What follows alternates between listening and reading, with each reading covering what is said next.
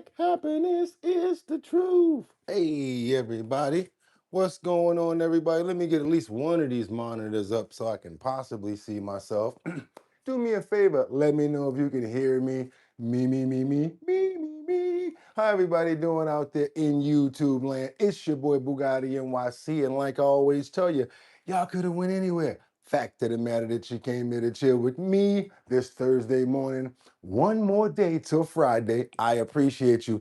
Let me get my mic right. My camera right. Make sure that we're straight over here so I could see myself.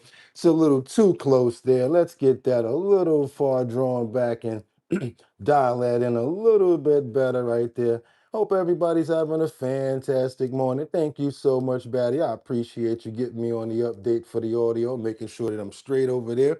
Just want to make sure we dial this other crap in because that's like the hardest part to me, to be honest with you, when it comes to this to this part here. Sometimes I mess up when it comes down to the screen. Just try to get it a little level right there. Hopefully we got it this time. Almost.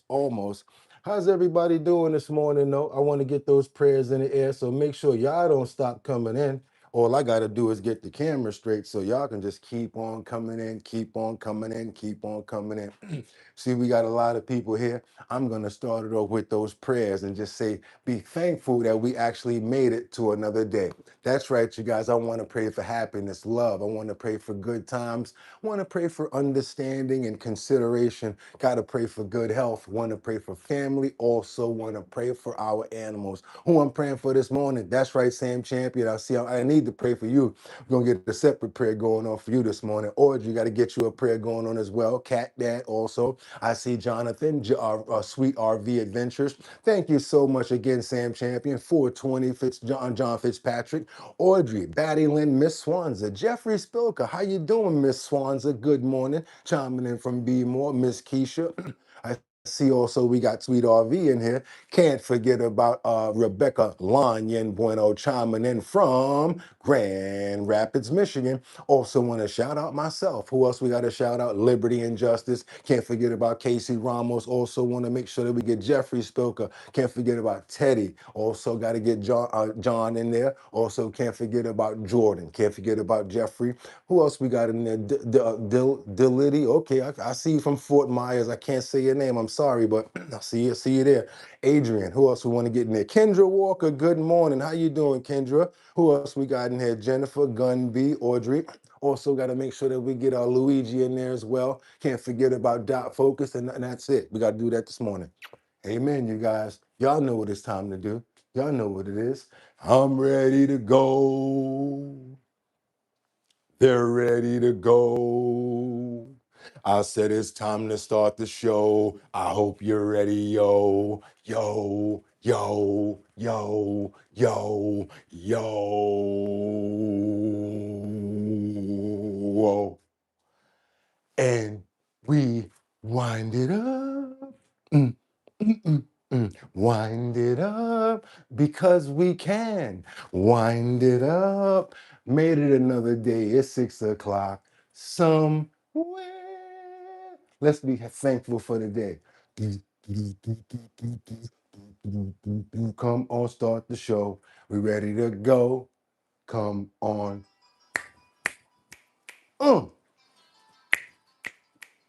Okay.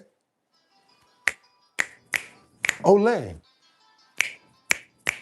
Don't play. Let's go, you guys. Let's get that jacket open. Yeah, your boy been doing them push-ups. You gotta open up those pulls.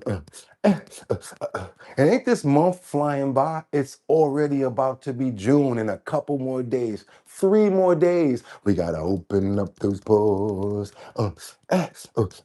We gotta open up those. Uh, uh. It's Thursday the 28th. That's right, y'all. 2026. I'm your host, Bugatti NYC, and this here's our bottom line. But we be talking about this and that and chat and this and this and that. Well, we be talking about this and that and chat and this and this and that. Just got me lit. Hey everybody, how y'all doing? It's Thursday, like I said, the 28th of May. That's right, you guys. We got 3 more days left in this month. Can you believe how fast this month is going by? It was just January. It's already May. How everybody doing this morning? Let me see what you say.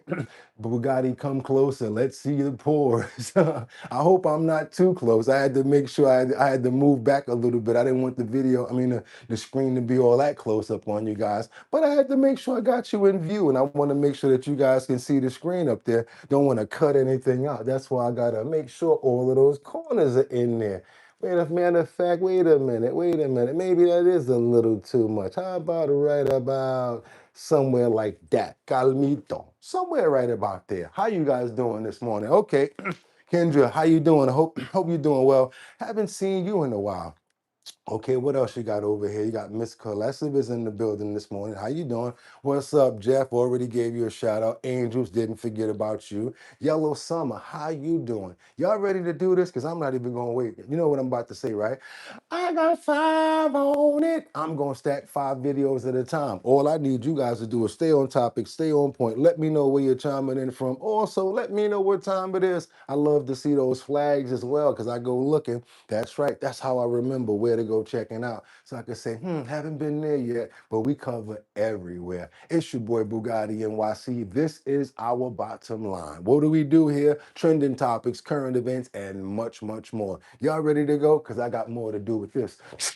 Let's get into these titles. Let's go. Let's get right to work this morning, you guys. We got, will Trump allow Iran to keep the uranium? That's right, you guys, that enrichment that they were talking about digging for and getting destroyed. They're trying to do some negotiations right now on that front, but we got a whole lot of breaking news this morning, plus a lot more trending topics. I hope you guys are ready to go, because I am. We're going to keep on moving forward. What else we got? How much fraud is actually in Minnesota?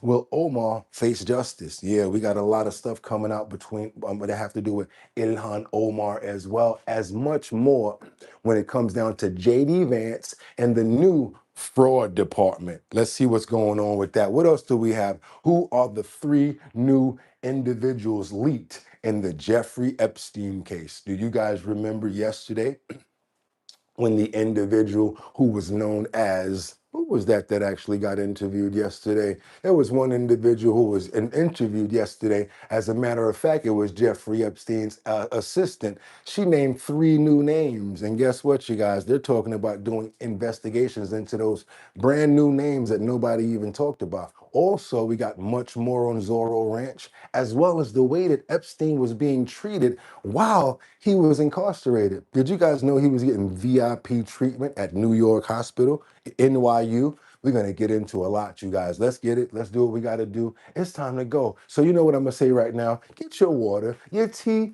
and your 55 coffee house. It's time to get it going, you guys. Let me go ahead and get this audio up. Get you guys started early, because yeah, we do have some breaking news. Anytime we have breaking news, I like to start off with that, even though we still got the political stuff going on. And right now we do have where a fire tears through structures along Tesla Road, sending fireballs into the sky. Bay Area now, California. So now we had the 2 fires. Then we had the rupture from the oil leak, and then we had the boom, boom, boom. Also, almost. Now we got another whole new situation in the Bay Area. Let's go, you guys, and check this out. This is breaking news from CBS News Bay Area. All right, some breaking news right now in the East Bay. This is in Livermore, and our chopper is over a huge fire. We're not exactly sure what's burning. It looks Come like on some in, sort of guys. industrial complex. And this is along Tesla Road in Livermore. As far as what's nearby, it is just south of 580, and it is just to the west of all those turbines there, those wind turbines that you normally see. This does not appear to be involved in that. We don't know what is burning, but firefighters have been trying to contain it to one of these horizontal structures that we see completely destroyed. As you're looking at these live pictures right now, this is over the scene. And I'm still not understand. I'm still not even able to keep up on what's going on with the wildfires, if that's over yet. It's just crazy right now, you guys. In Livermore, and we're trying to get a little more information. We know that the address is 8500 Tesla Road, but what exactly was in that facility?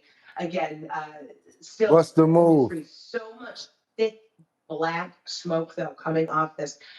That has got to be a visual hazard on 580 and many of the nearby roadways. This is a live look at the structure burning right now. Just really, really nasty. Let's look into these numbers that Jonathan just said. He said oil opened up at $85.44 per barrel. The drop in the prices for the midterms.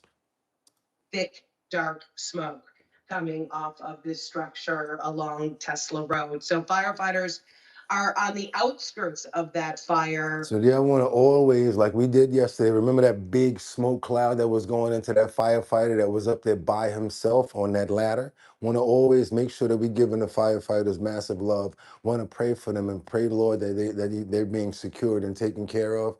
Those big smoke clouds and things that firefighters go through, I could imagine the types of toxins and things that are in that smoke. And for them to be there to fight those fires for us, I just want to say thank you so much. God bless you guys, because there's a lot of other people that would not do things like that when you consider how dangerous it is. Amen. Just got to keep on moving forward, you guys. And yes, we want to hope that these wildfires, all of these crazy situations calm down, because I'm just thinking it's a little too much going on in Los Angeles, period. Leave LA alone, please. I mean, that's enough. I don't even live over there, but please, that's enough. Another situation we got over here where 5 miners were actually found alive inside a flooded Laos cave. They were down there mining, of course. There's still 2 people that's missing. Check this out. Let's keep on moving forward. Double tap that screen, you guys, and see what else we got over here. Well, new this morning, rescuers in Laos say they found 5 of 7 missing miners alive in a flooded cave. They've been missing for more than a week. Flash flooding blocked the cave's exit, leaving them trapped inside. We've got CBS News foreign correspondent Ramy Inocencio following all of these breaking details live from London. Ramy, what more can you tell us? Yeah, Michael, looking at this, I mean, this is a feat. People are saying it is a miracle. 8 days underground, no way out, water flooding them all in. And that breakthrough happened in just the past few hours at about 4:30. Imagine being trapped under somewhere for 8 days. I couldn't do it for 8 seconds. 30 p.m. local time in Laos. And it was back on May 19th that those 7 villagers walked into that cave there.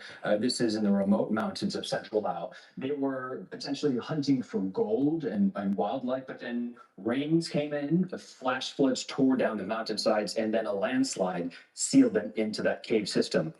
In that time, about 100 rescuers raced to the site, made of Lao soldiers, local villagers, along with a group of foreign specialists who knew how to handle this. And one of them was Mikko Pasi. He's a Thai-based Finnish diver, and he helped in another cave rescue. We all might remember this was back in 2018 in Thailand, of a youth soccer team, 12 of them in that instance. And our own Matt Gutman spoke with him earlier about these rescuers, what these rescuers were up against. Perfect person to go try to save somebody, right? A diver.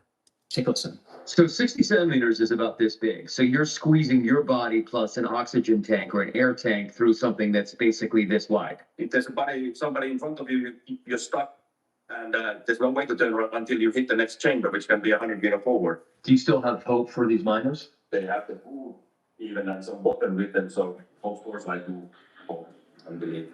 Yeah, and today that hope just now was rewarded. A diver's headlamp pierced through the darkness there deep inside that cave, and that is where they found those 5 people alive, huddled on a rock and surrounded by black water around them. But the mission isn't over, Michael. That's because 2 people still are missing, and so the search for them goes on. Woo, man, they working down there, boy. They not, I gotta give it up to them, boy. We gotta give up some praise for that. I gotta thank God for those people that were found. I want to pray for all of their families. I want to pray for the divers, all of the people that came and rescued them. And let's still keep on hoping and praying for the other 2 that are missing, that they get out of there as well. Amen, you guys. Happy Thursday morning, good God. Let's go, you guys. That was a good opening for this morning for me. Let's keep on going now, because now we got another situation. Okay, where we going over here now? Oh my God, we got this this implosion I forgot to tell you guys about over in Washington State. Anybody know about this chemical tank that imploded and one lost their life and multiple people got injured? Got to keep on breaking the stories to you guys because it's happening, and it's just making me wonder. How come all of these specific places? Now you got another chemical tank that implodes. Okay, all right, let's go. This morning, multiple workers still missing after a deadly implosion in Washington State.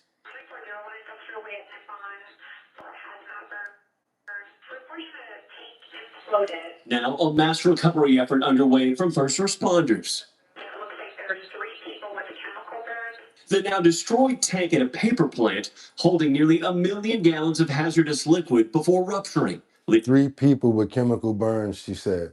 leaving at least one person dead and several more critically injured, including with chemical burns on site. The cause of the accident remains unknown. Operations, they remain focused on safely accessing all affected areas of the facility, recovering victims, and supporting impacted families while ensuring responder safety. Due to the All of these plants and stuff, all of these places. What's up, y'all? Like, instability of the site. Yesterday, community members paying tribute to the victims, including grandfather and electrician Gilbert Bernal. It's a big loss for their family because of Gilbert, the way he lived his life, the way he loved his family. It's the latest toxic scare on the West Coast this week, after a crews raced to contain another possible tank explosion in Orange County, California, with fears about toxic chemicals spreading. Overnight, officials confirming that threat has since been contained and lifted an evacuation order for tens of thousands. All in Washington, the community still on edge and coming together to mourn. I had a few tears at this vigil. Really, most tragic thing that's ever happened in Longview in my lifetime, and I've been here 71 years. Local authorities say the priority this morning is to stabilize any of those chemicals that remain inside that tank so they can continue their recovery operations. And they also stress that some first responders on the scene may have family and friends who are among the missing. So this will likely be an emotional mission here. Savannah.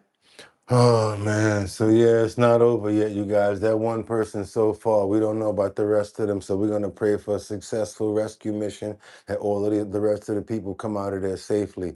Also want to pray for the one person who tragically lost their life. I think they said 2 as well. Probably, and the 3 people that are burned with the chemical burns. Just want to pray for those guys that they get through this terrible tragedy.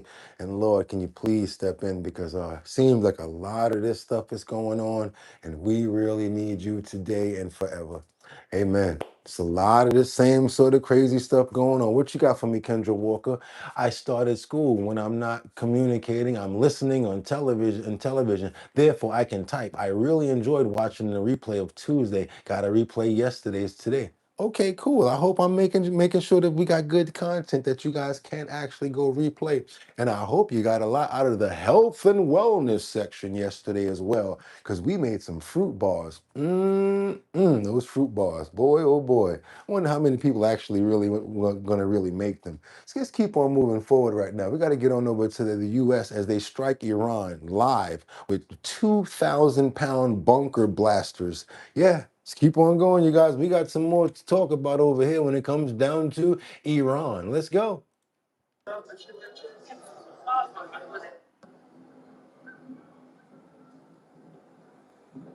Actually gonna hear the threat come in. Gonna hear that siren thing.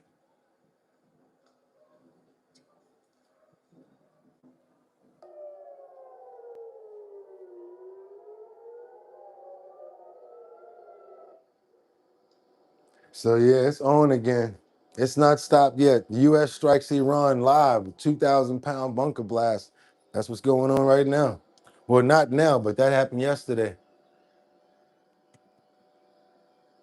So I wouldn't call this thing over yet, to be honest with you. Let's get back over to Washington and see if Trump has something to say when it comes back to turning the tables on Iran. The strategy that the U.S. does not get what he says. If we don't get what if he doesn't get what he wants, the strikes will restart. Probably why they started doing this already. Okay, let's double tap that screen and get those likes up, you guys. Also, this is our bottom line, trending topics, current events, and much, much more. No political affiliation at all. We're not Republicans. No, we're not Democrats or independents. And no, we are not, what's the other one? Because conservatives or whatever the hell they call them. I'm not that either. Whatever you want to call it. I'm not that either. What I am is a human being who made a platform for everybody to come to so that we all could speak and have dialogue. So when I bring up topics like this, feel free to say something and let's stay on dialogue. This way we can have a great conversation going on here. Let's keep on moving forward, you guys. Let's go. Okay, Dan Hoffman also with us now, Fox News contributor and former CIA station chief. Dan, welcome to you. What do you see happening next year based on what we just heard from the president and his cabinet?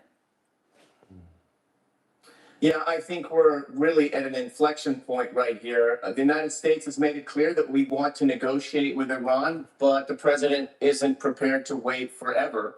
I think that right now the president has his team together, and I'm sure he's asking the CIA how Iran, how the IRGC is perceiving the leverage that we hold against them. That would be the sanctions, the blockade, and the threat of military strikes. Is all of that enough to induce Iran to come to the negotiating table in good faith?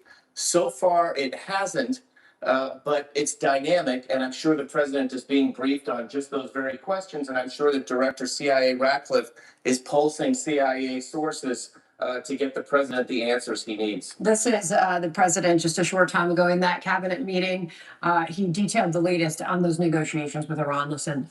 Iran is very much intent. They want very much to make a deal. So far, they haven't gotten there. We're not satisfied with it, but that we will be. We will be either that or we'll have to just finish the job. But the Navy is gone, as I've said 1,000 times. The Navy is gone. The Air Force is gone.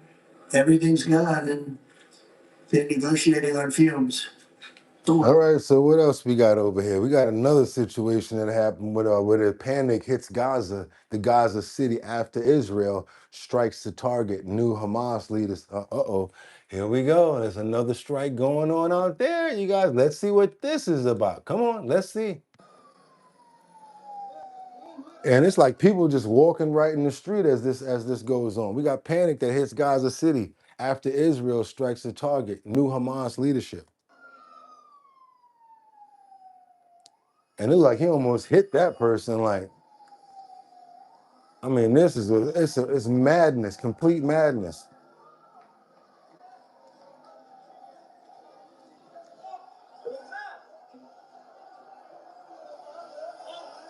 And you remember how we talked about that before, how in the beginning the building looked regular, then boom, all of a sudden it looked like it was war-torn for like 100 years. Yeah, so that's exactly what happened.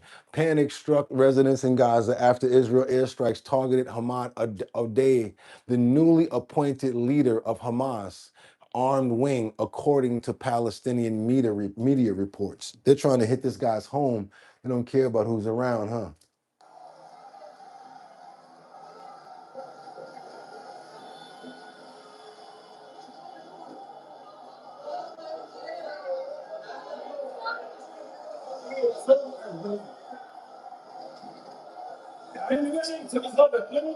Yeah, that's crazy. Like one person, but they gotta hurt all of those people. That's what I keep on talking about. That urban warfare. It's not fair. Not like back in the days where they get out there in the muskets and go on the field. Oh, nah, they want to bring it right to the doorstep, right to the building where all of the families and the children live at. That's why over here, all we really care about is it being over. And I also want to pray and hope that no children or women or anybody got hurt in that tragedy. Really, real talk. Let's pray for them as well. Let's keep on moving forward, you guys, now, because what else we got? We got more from Israel as they strike Hezbollah. Matter of fact, you know what? I had enough with that. I'm getting up out of Israel right now and Iran. I'm going over to News Nation and seeing what's going on with y'all Uncle Tom, because you guys haven't heard from him in a while, right?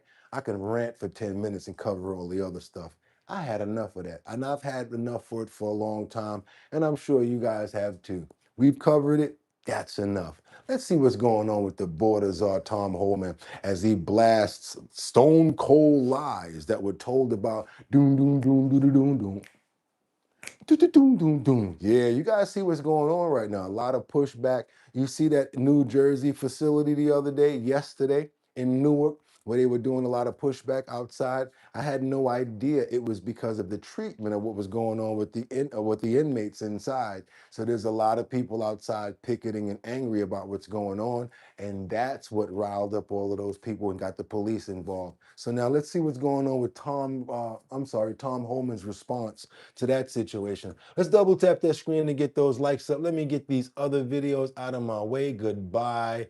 Goodbye, Iran. Bye-bye. See you guys later. Don't want to do that no more. See what's going on with Tom Holman. Let's go. For the last 5 days, protesters have been clashing with federal immigration officers outside a particular ICE detention facility. It's in Newark, New Jersey. And there have been really horrible reports coming out of that place.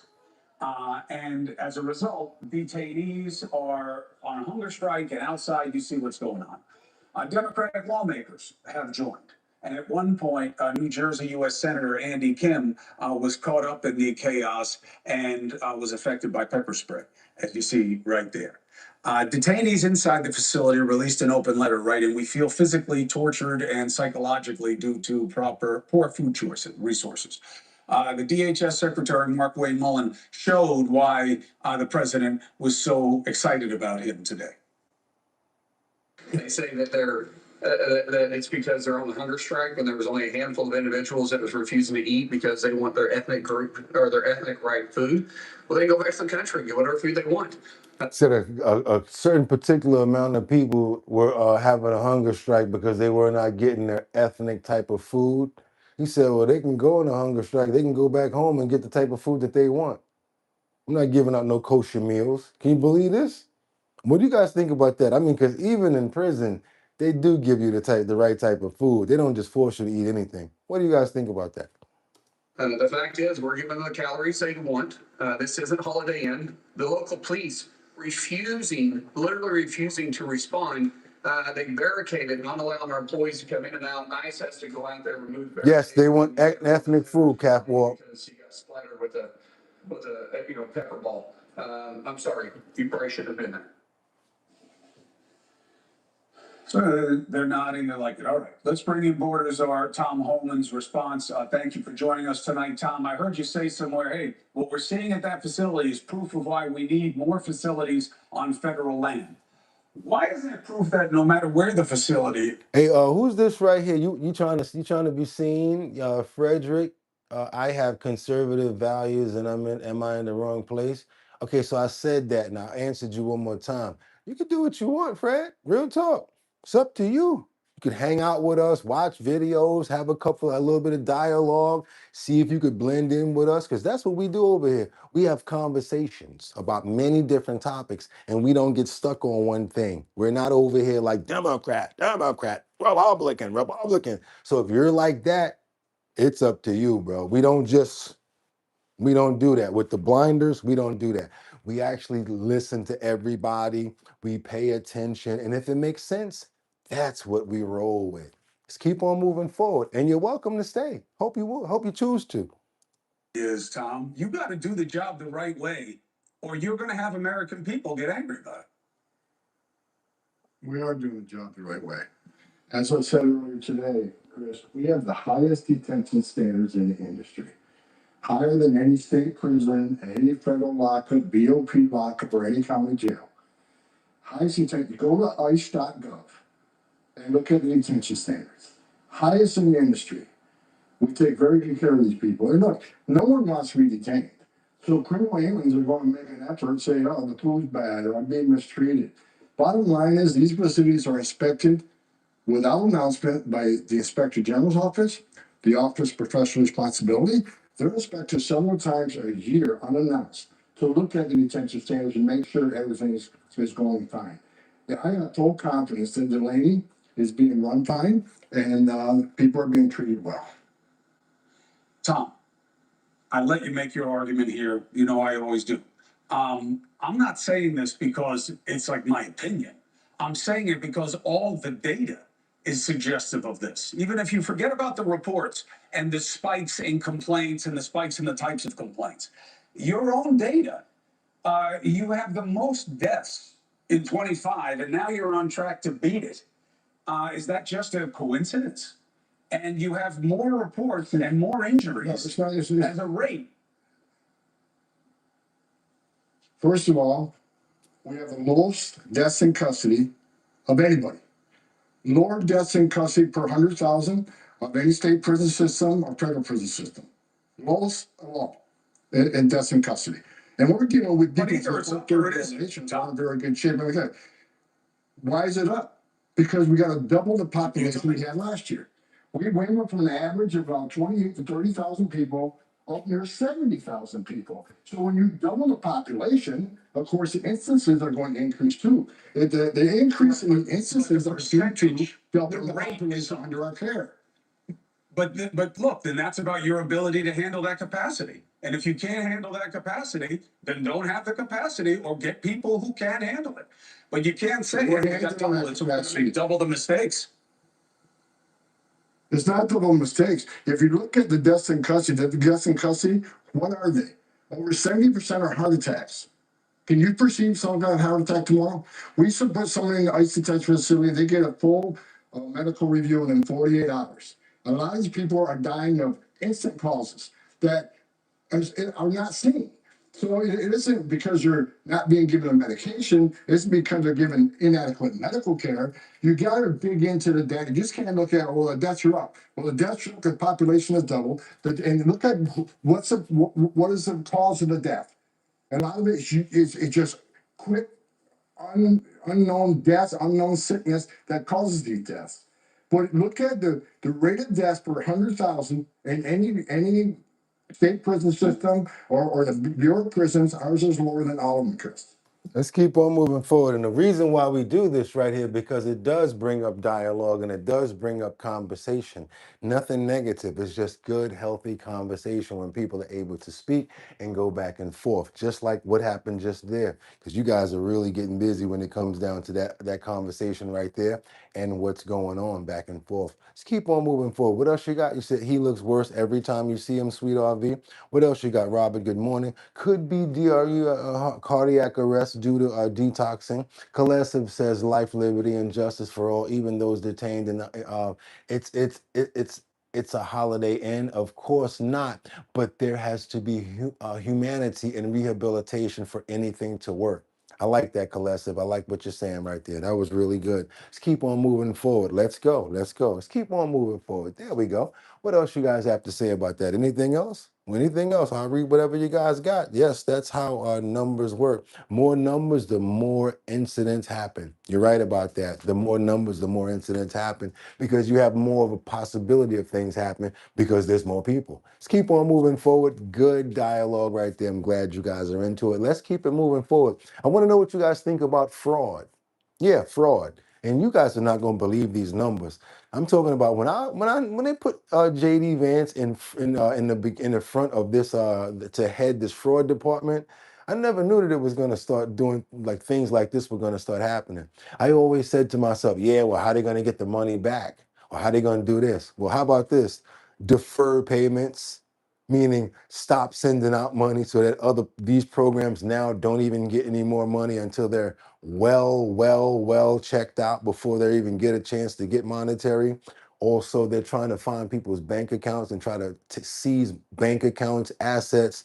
They're not playing right now. Come on, you guys. Let's see what's going on with this report that JD Vance has for us since they've been doing some crackdowns in this new, as the Vice President Vance holds an anti-fraud roundtable real quick. Let's see what's going on here. Is it being stolen by fraudsters? So let me just recap for the benefit of our friends in the media. In just 2 months, we exposed billions of dollars in benefits that have been stolen from the American people. We've referred over $22 billion in fraudulent small business loans back to the Treasury for collection. We deferred more than $1.3 billion in fraudulent Medicaid reimbursements that were coming from various states, particularly California. We put a 6-month hold on enrollments for new hospice and home health care providers because so many of the newer hospice providers were not actually providing hospice services, but were just focus on fraud. So we're going to cut that out for a little bit and try to get to a place where we can actually certify that the people providing hospice services are actually providing the Shutting down. services. We've recovered taxpayer funds from the $135 billion stolen after the floodgates were open in the immediate aftermath of COVID. We have found $6.3 billion in suspected fraudulent government contracts, which were mostly awarded during the last administration, and that has stopped. And finally, we blocked $60 million in student aid fraud that should have gone to young people trying to get an education, but instead we're going to fraudsters. And I think the theme here of the anti-fraud task force up to this point has really been that we're protecting two classes of victims here. We're protecting the American taxpayers who shouldn't have their money stolen by fraudsters. And of course, we're protecting the people who need these services. Fraud is not a victimless crime. It's not somebody who gets to make some money for violating the law, and otherwise it's not a big deal. This is people who rely on critical services, students who rely on student loan services, sick people who rely on hospice care. Yeah, look at that. That needs to be a new motto, Mike. You laughing, Mike Home, but that might be a new T-shirt. In fraud, we trust, right? That's real. A number of small businesses who rely on the availability of these loans so that they can grow their business and hire people. All of these people, all of our fellow Americans have been taken advantage by fraudsters, and the task force is here to stop it. So without further ado, let me kick it over to Andrew Ferguson, who's going to talk a little bit about how we're going to work with these state attorneys general. And it's attorneys general, right? Not attorney generals. It's very counterintuitive.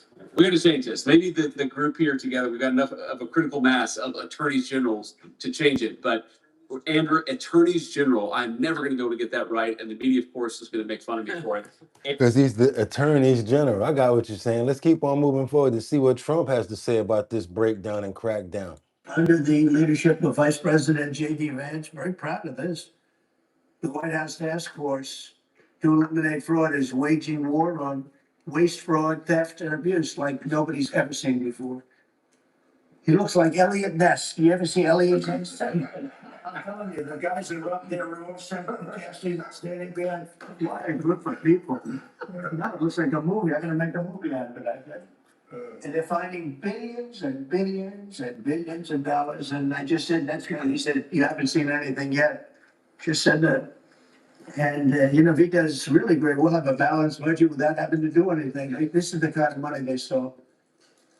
They're crooks, they're thieves, and I hope that Todd is gonna do a real job. These are crooked people, these are thieves. This isn't like a mistake. Just talking about one person, he got hundreds of thousands, millions of dollars for securing one man, for taking care of one elderly man. He was a service. What's up, Beyond Ether? Millions of dollars for taking care of one man, total crook. They're all crooks.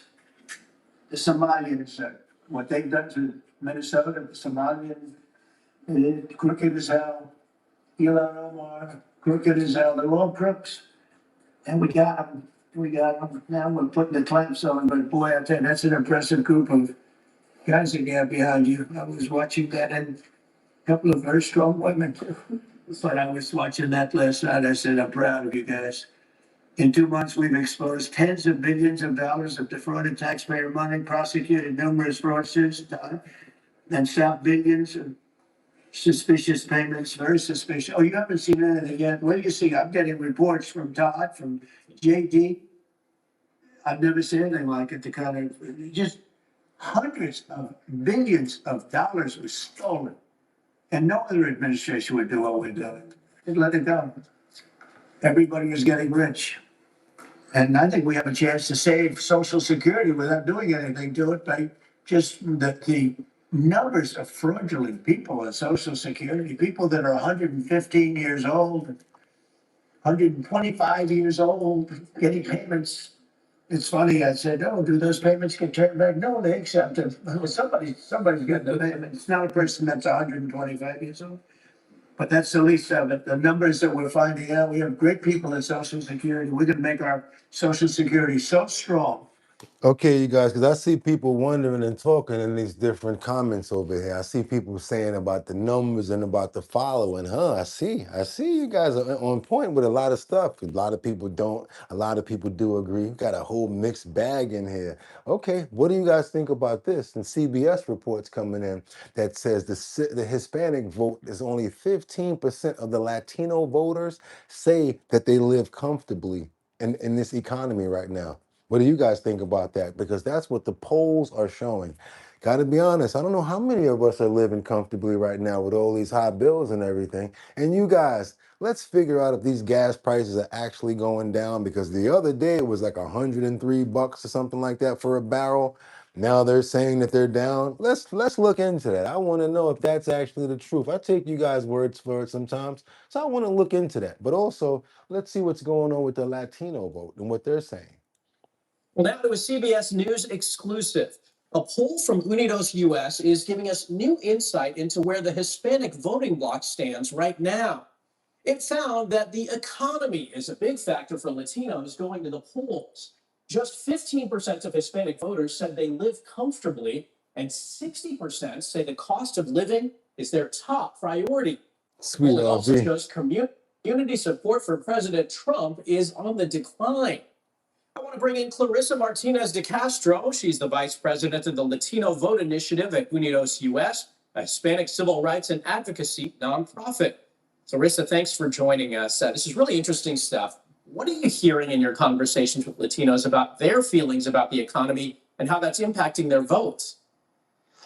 Well, the story with these voters continues to be the cost of living. And when you think about it, it makes complete sense.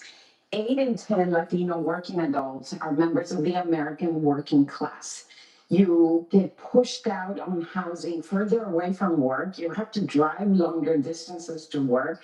Rising rents, rising gas, rising cost of food are going to hit you in the pocketbook very acutely. And so I think that it's surprising to see that just 15% of Hispanic voters say that they're living comfortably, and the rest are either treading water or barely staying afloat.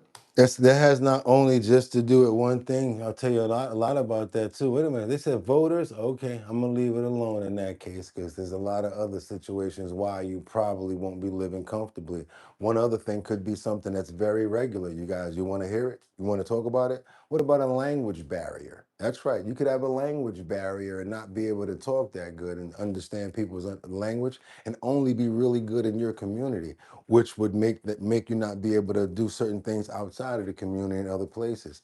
I live in a community like that as well. Many people, voters, they're legal here, for some reason just don't know English like that. They just don't get it, or they come over here, they get legal and don't know English. So that means that they're only able to do a certain amount of things in a certain amount of areas to people that understand either their language or bilingual. It does limit you, and that's just one aspect of it, and that's just the language barrier. Let's keep on moving forward, you guys. We got other situations to look into, but of course, if you appreciate the content and want to see more stories like what we're showing you, go ahead and double tap that screen, get those likes up to get more people over here, but at the same time, hit that subscribe button down there, that's so you never miss out. Also, when you hit the subscribe, it's going to say all. That's right, you got to tap that bell, that notification bell, so that's when you know when we're on. You get all of the notifications. And also, thank you guys for all of the love. How is everybody doing this morning? It's Thursday. Come on, you guys, let's kick it up. We got one more day to the weekend. What's your plans for the weekend?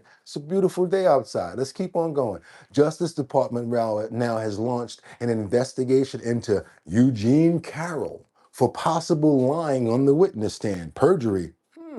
What do you guys think about that? This was the woman who was awarded $5 million in a judgment from President Trump. What do you guys think about this? It's breaking news. It just actually came in, and I just was able to catch it and bring it up for you guys. Let's check it out.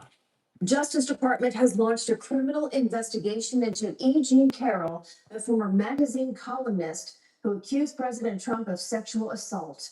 Sources tell CBS News this investigation is focused on whether Carroll committed perjury in 2 civil lawsuits against the president. You're right about that, Craftsman. Carroll won a $5 million judgment after a jury found Trump liable for sexually abusing and later defaming her. So yeah, The Justice Department has launched a criminal investigation into. that is the DOJ launching a criminal investigation into Eugene Carroll. What do you guys think about that? There's a people in the comments that are saying weaponizing the DOJ, using it for his own. Yeah, what do you guys think? I see it. Wait a minute. She knew that they were going to come for her. Wait a minute. What else you got? Accused. He was found guilty by 9 jurors, nine to nothing. What else you guys got? Carol accused other men in power too. Forgot all the men she accused that were mayors and other business owners and rich men. Oh wow! So it actually worked one time, huh? Got a actually good purse out of it. I see what you're trying to say, Daniel. Is that true? Want to look into that? Let's see what's going on over in New Mexico with a real creepo. You know who I'm talking about, right? In New Mexico. Who else could I be talking about? We don't let it go over here. As much as I can find out, I got to bring to you guys, because if I don't, Bugatti, come on now. What's going on with the Epstein files? Whatever you got, we good for it. So I got something for you. We got to get on over and see what's going on with Pam Bondi, because she's set to testify tomorrow. Tomorrow, she'll testify tomorrow. But my question is, will she plead the fifth? Will she plead the fifth, or will she come forward? I mean, there's no real loyalty there anymore. She got fired. You're fired. What do you think, guys? Do you think that she's going to do the honorable thing and say what she knows, or do you think that Pam Bondi is just going to leave it alone and not talk too much and, just fall back? What do you guys think? Let me know. Congress, what are we expecting from her? Well, then we were supposed to hear from her nearly 2 months ago. She was supposed to sit for a deposition in early April, right before she lost her job. What's up, as the Neon? Attorney General. There's a lot of questions about what we will or will not hear from her. If you remember that hearing back in February. Shout out to Neon and thank you. God bless, bro. We want to see what we got going on with this Pam Bondi situation. And thank you so much for supporting the show, Real Talk, especially in these times. Everybody's going through something, trust me. Sam, I meant to tell you that too earlier, my brother. Guess what you got to be thankful for, though? That the Lord woke you up this morning. Had the same situation happen to me with tools, and I know, but guess what? That day when you leave, and they've been using your tools and they have no other tools, woo, and you just walk up out of there and you're like, and taking everything out of there. And they're like, yo, what's going on? And the boss is like, what's happening? Well, he quit. And then they're like, yo, what's going on? You come take the drill out this person's hand, and you get that skill saw out your hand. And next thing you know, you sliding some oil up out of there. They're like, and now it's going to take them about 2 weeks to get all that carpentry stuff back. Well, you think I'm not speaking from experience? I ain't got nothing but tools in there. When you're the man that's got the tools, you actually run the job. Just fall back for a minute. Trust me. I just hope that they don't get you mad. Chill out, bro. You're going to be all right, because you know who else got you too, right? We love you and God got you upstairs. It happens, bro. Let's keep on moving forward. Let's go. Was one of the most contentious. I covered Capitol Hill for many years. I had not seen something so hostile, not only from Democrats and Republicans, but from Bondi herself. There was a lot of frustration there. There was also frustration from the survivors. There were a handful of them in the room that day, sitting right behind her. They stood up and raised their hands when they were asked about whether they wanted to speak with the DOJ, whether they had been contacted by the DOJ. None of them, they say, have been contacted by the Department of Justice. And I think where she really messed up with me and she threw me off is when she said that she was releasing the files that first time, and when she gave everybody that big old packet and we thought it was going to be something good, and it wound up to be the stuff that was available on the internet. Oh, that was a letdown. And she, for her part, dodged a lot of questions from Democrats on this issue. And she had some notes. If you look at the screen right now, there's some binders in front of her. And she had what looks like information about the different Democrats, their search histories at the Department of Justice when they went there to look at the unredacted files.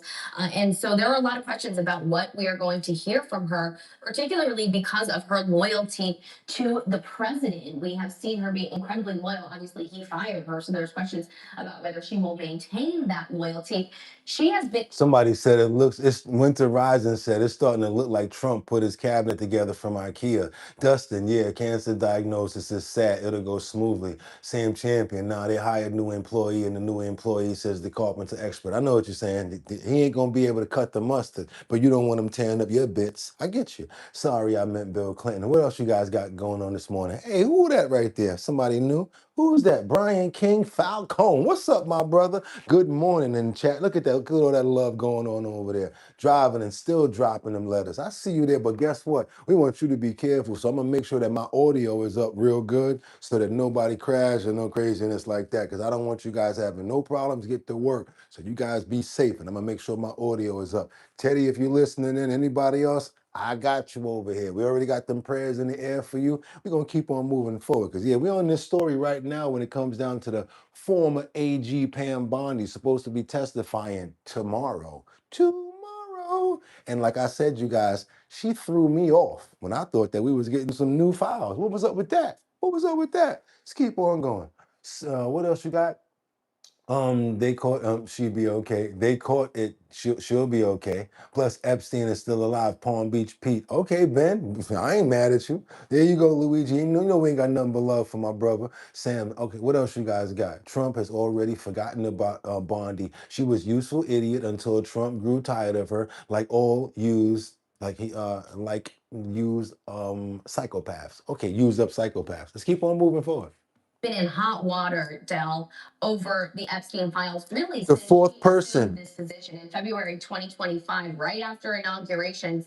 She handed a bunch of binders to pro-Trump influencers at the White House, saying that this was part one of the Epstein files. It turned out those were files that had already been released. She said that she had a client list sitting on her desk. Turns out she says there is no client list. And of course, during her tenure as Attorney General, she did not release all of the files. And by the way, they still have not yet been released. Yeah, they all haven't been released. And then they tried to hit me with the brainwash one day. Had everybody else fooled but me. I wasn't fooled. I know that there's 10 million and not 3 million. I remember because I got it all documented. Y'all forgot. They said 10 million. Then all of a sudden they went to 3 million. Kind of like that dough we were supposed to get. Remember that money we were supposed to get a couple of times? You know how your friend always talking about, yo, when we get big, I got you, blah, blah, blah. After a while, you be like, yo, man, whatever, bro. You know what I'm saying? Whatever. Because you get tired of hearing about it. Show me the money. Y'all know what I'm talking about. Jerry Maguire. Show me the money. Show me the deals. I don't want to hear that crap. Let's keep on moving forward. Because you see this little clip right here. This little clip is loaded right here. You know, every time I got one like that, it has to have something for me to be able to use that. Because I don't normally like using the little clips. I want you guys to be able to get a full view. This right here was the only place I could find this. And I thought the information was vital, so we got to take what we can get. We got a situation over here where there's a government VIP, there was VIP treatment from the government for Jeffrey Epstein. He was taken to prestigious hospitals, got nice royal treatment while he was arrested and in prison. This is pretty crazy, you guys. I'm talking about NYU had his own doctors and things like that for cuts and things. Check this out. His family members and friends could go there. Did medical treatment for himself or a friend. The Justice Department's Epstein files show that he often got VIP treatment from one of the most prestigious hospitals in the country, Mount Sinai in New York City. In 2012, Epstein emailed his ex-girlfriend, Eva Anderson Dubin, about somebody getting into an ATV accident and needing stitches and an x-ray. Anderson Dubin, who founded the Dubin Breast Center at Mount Sinai Hospital, wrote back to Epstein, "Okay, Jess Tink is standing by. Call me as soon as you land." Ting, who is still a plastic surgeon at Mount Sinai, is also seen in this photo from the Epstein files, standing over a patient who is lying on a table inside of Epstein's home. So he's doing plastic surgery in Epstein's house. Jeffrey Epstein has connections to plastic surgeons? NYU boy. Hey, I don't want to say it all, you guys. Can y'all help me out here? Can y'all help? Do I have to rewind this thing right here so you guys can, huh? Huh? I'm doing it. And if y'all don't put it together, I'm not going to say it. I'm going to let y'all try to do it by yourself. When Jeffrey Epstein needed medical treatment for himself or a friend, the Justice Department's Epstein files show that he often got VIP treatment from one of the most prestigious hospitals in the country, Mount Sinai in New York City. In 2012, Epstein emailed his ex-girlfriend, Eva Anderson Dubin, about somebody getting into an ATV accident and needing stitches and an x-ray. Anderson Dubin, who founded the Dubin Breast Center at Mount Sinai Hospital, wrote back to Epstein, Jeff. "Okay, Jess Ting is standing by. Call me as soon as you land." Ting, who is still a plastic surgeon at Mount Sinai, is also seen in this photo from the Epstein files, standing over a patient who is lying on a table inside of Epstein's home. Their face is not visible, and like most photos in the files, we do not know when it was taken or any other context. When Epstein needed MRI scans, Ting wrote to his colleagues, "This patient is a VIP and we need to make this happen." Much of the VIP treatment that Epstein received from the hospital was facilitated by his ex-girlfriend, Anderson Dubin. She and her husband, hedge fund manager Glenn Dubin, I mean, she's still alive, right? Anybody want to ask her some questions about, you feel me? Anybody catching this? Yeah. donated to and founded the Dubin Breast Center at Mount Sinai. Once in 2013, when Epstein went to Mount Sinai's emergency room in the middle of the night and couldn't reach his doctors, Anderson Dubin asked her colleague, anyone he should call besides his doctors? Her colleague told Anderson Dubin that Epstein should call a number that's covered 24/7 by a member of my team. All he has to say is he's a friend of yours and everyone is great. The special treatment also extended to Epstein's friends. When an assistant for Epstein emailed Ting about checking out Epstein's friend's nose, Ting wrote back, "For Mr. Epstein, anything is possible." That same year, Something happened with his nose. They was like, for Mr. Epstein, anything is possible. Yeah, did y'all hear this? Y'all hear this? Epstein's girlfriend was applying for a dental residency at Mount Sinai and found out she wasn't selected for an interview. When Epstein forwarded the rejection email to Robin Solomon, who was then the head of trustee services for the hospital, Solomon wrote back, "I'm going to call my contact tomorrow and get her interviewed." It's not clear if she was ever interviewed. The hospital has reportedly formed a committee to investigate its ties to Epstein. A Mount Sinai spokesperson told CNN. So the hospital has formed their own internal committee that's going to be very diligent about checking their own. Yeah. The statement, Epstein's actions are horrific, reprehensible, and stand in direct Of course, we don't condone anything like that.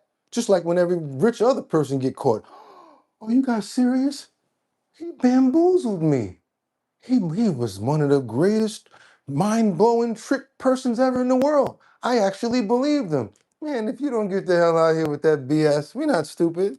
opposition to what Mount Sinai believes in and stands for as an institution and as medical professionals.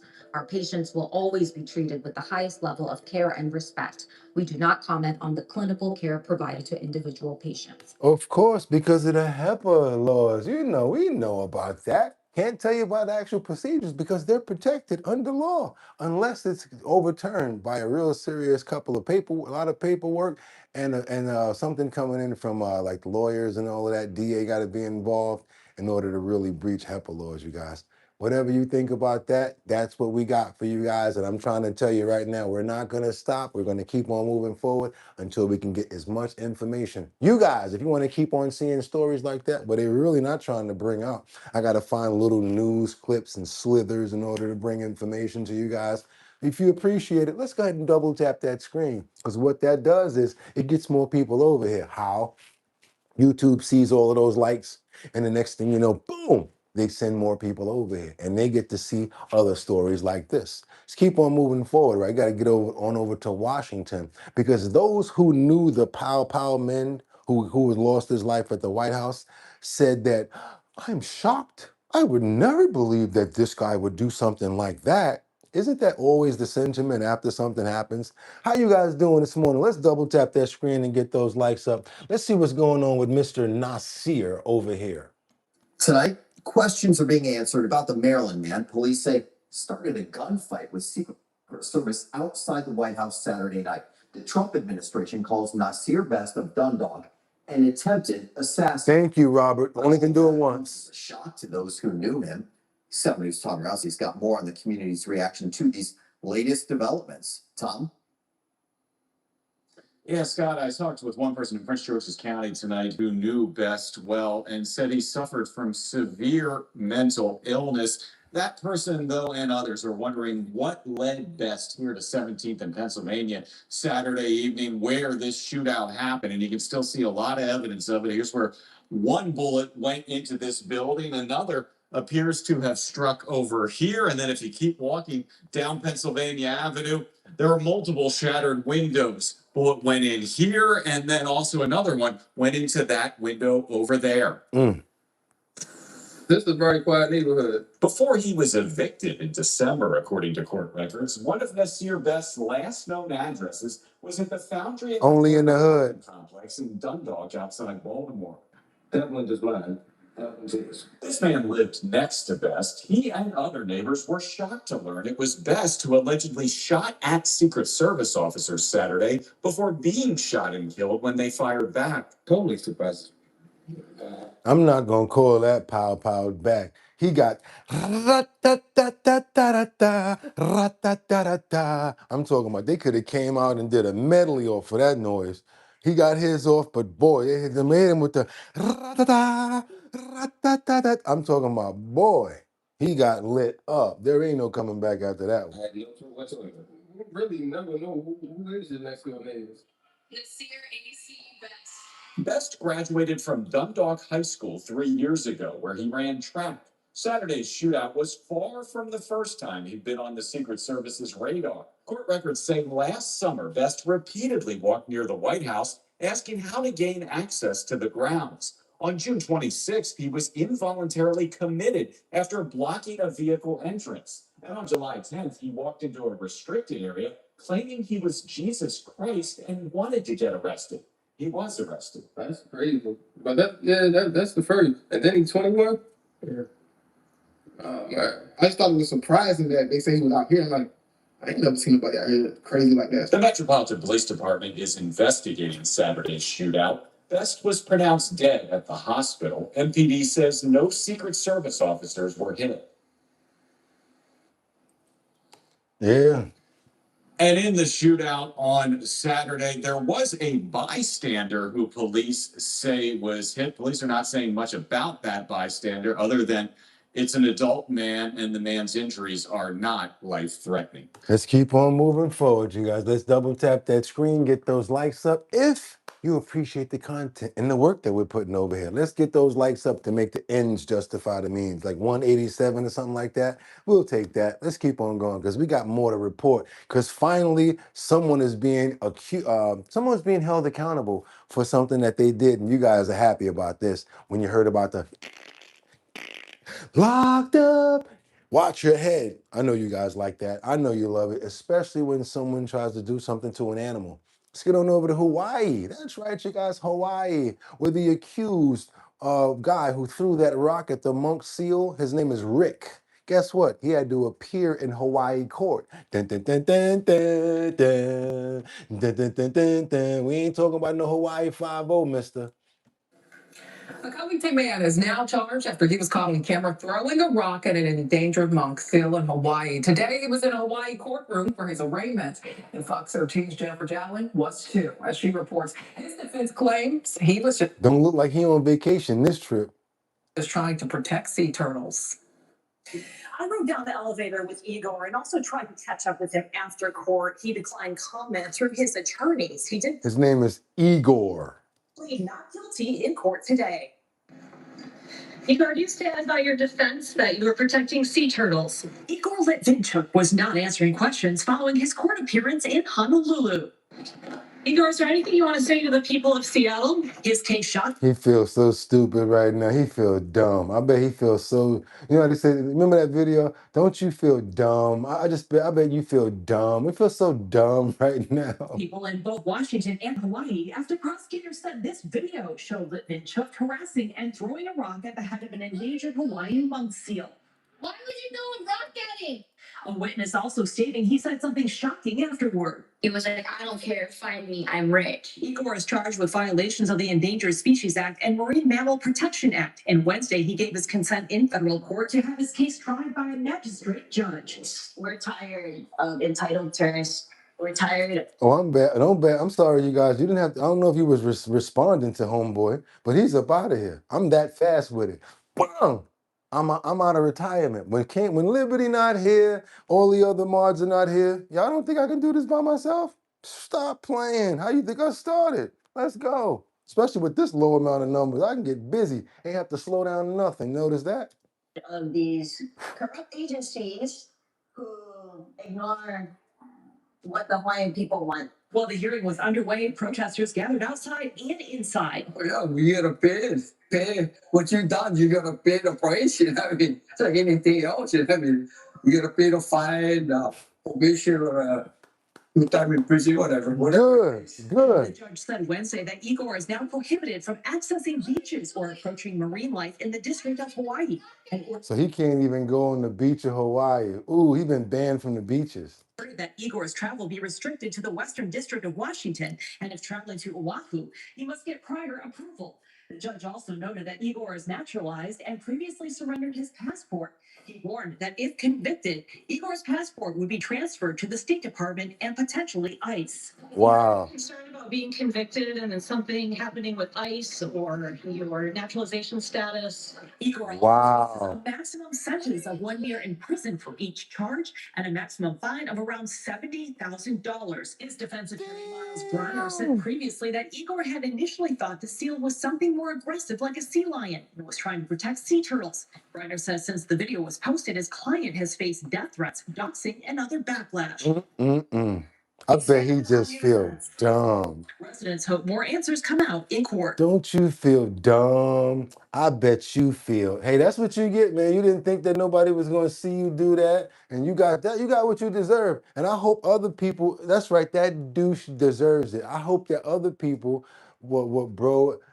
bro's a foreigner too. Yeah, he done played himself. They be coming here trying to think that they can do all types of crazy stuff and don't think that something can happen to them. And messing around with a sea lion like that, one of them that's almost extinct. He's stupid for doing something like that. And if that rock, imagine if it would have hit it and it would have lost his life. Ooh, he would have been doing some serious jail time. He probably got deported by ICE. He out of there, and that's what he get. Remember what he said, you guys? Remember what he said, Angels? Look at Angels. She said, well, he's rich. And Angels, guess what? He don't look like he on much of a vacation this trip to Hawaii, huh? He's not on much of a vacation. I bet he back at that hotel room like, man, get me the hell out of here until my next court date. Let's keep on moving forward and double tap that screen to get those likes up, you guys. Now we got to look at this folio right here. This is what we call an L. You can put the apostrophe in however you want to do it. This is an L folio because at some point in time, somebody's going to recognize you. You want to walk into a bank and do something like this? Let's get on over here to Forestville. We got a suspect who walks into the Forestville Trust, looks directly into the camera, and then says, yeah, that's right, stick him up, and walked out with a bag of money. Walked right by some people too. Made sure that the camera looked at him in his face. It's underway in Prince George's County for a suspected bank robber. Yeah, surveillance cameras here from inside the bank, capturing his every move. Fox 5's Shamari Stone has this story from Forestville tonight.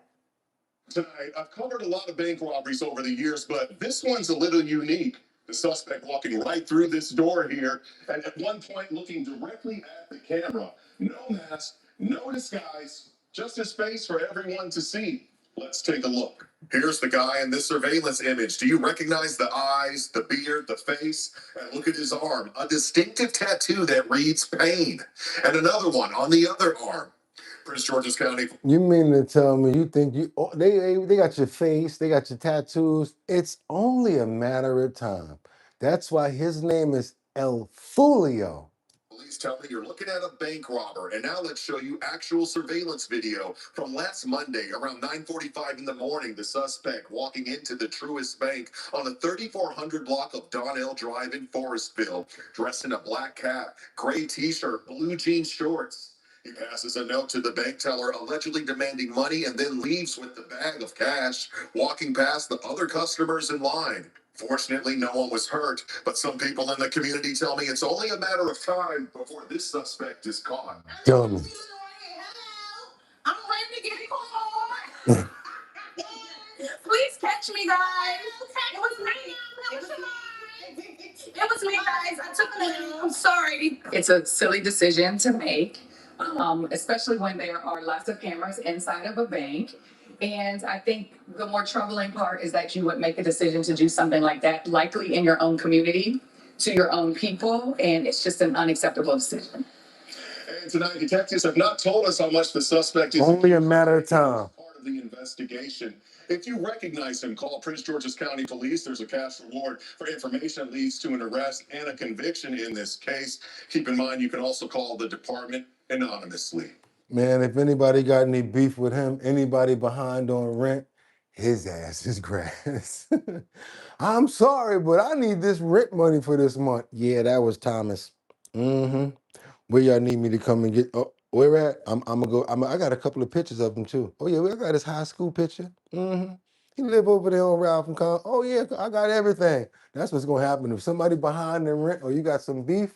Yeah, they gonna get you. You out of there, bro. It's a wrap. And they gonna be mad if you get caught and they don't be able to to be able to snitch on you because they gonna want that bread. You know how many people out there want to go out there and snitch on somebody for doing something like that? Please, it would be a whole bunch of new bounty hunters out here right now. People hungry. Please. Think Dog the Bounty Hunter was good. Have Tasha the takedown artist out here.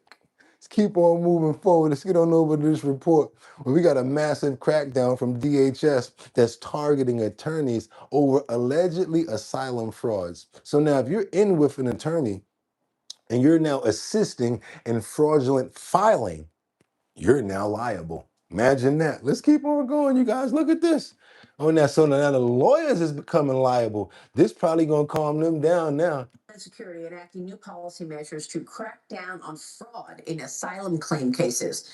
ICE agents and attorneys now with greater authority to penalize those with fraudulent documents. Because now they're saying this: if you say that you claim an asylum, they'll let you in. So all you gotta say is you're scared to go back to your country, that they're gonna do something to you. Trust me, I know a couple of people that probably did that. Kilmar Abrego Garcia. We know nobody's stupid, and I ain't gonna do allegedly on that. Come and get me, whatever. A lot of people say, "Oh, you know, I don't want to go back to my country." Why? What's the problem with you going back to your country? Oh, they're gonna do this. They're gonna do that. Because why? It's just similar to a lot of women, and I'm going there today.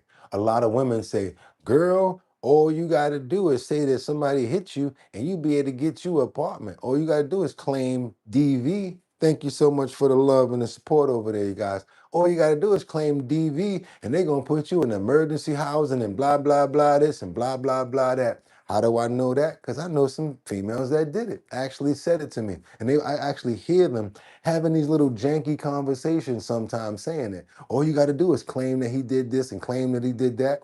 Next thing you know, you get a free apartment. You don't think that they found other ways to use lies like that to work around stuff?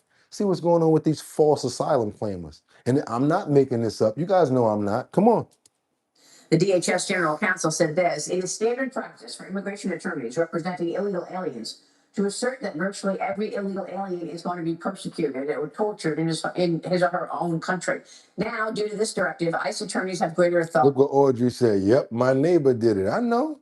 To enforce the law and stop the abuse of our asylum system by illegal aliens and attorneys. Joining me now is former federal prosecutor and former acting ICE director, Jonathan Fahey. Jonathan, good to see you. Thanks so much for being here. And of course, the VP held a fraud roundtable at the White House yesterday with attorneys general across the country. But Democrat-led states declined the invitation. They did not show up. Tell us what's going on in terms of these fraud cases with regard to illegal aliens. What are they doing? Yeah, what they're doing is essentially a continuation of what they did under the Biden administration, because one of the tricks that the Biden administration used to bring in so many illegal aliens was claim that they're asylum Getting me on.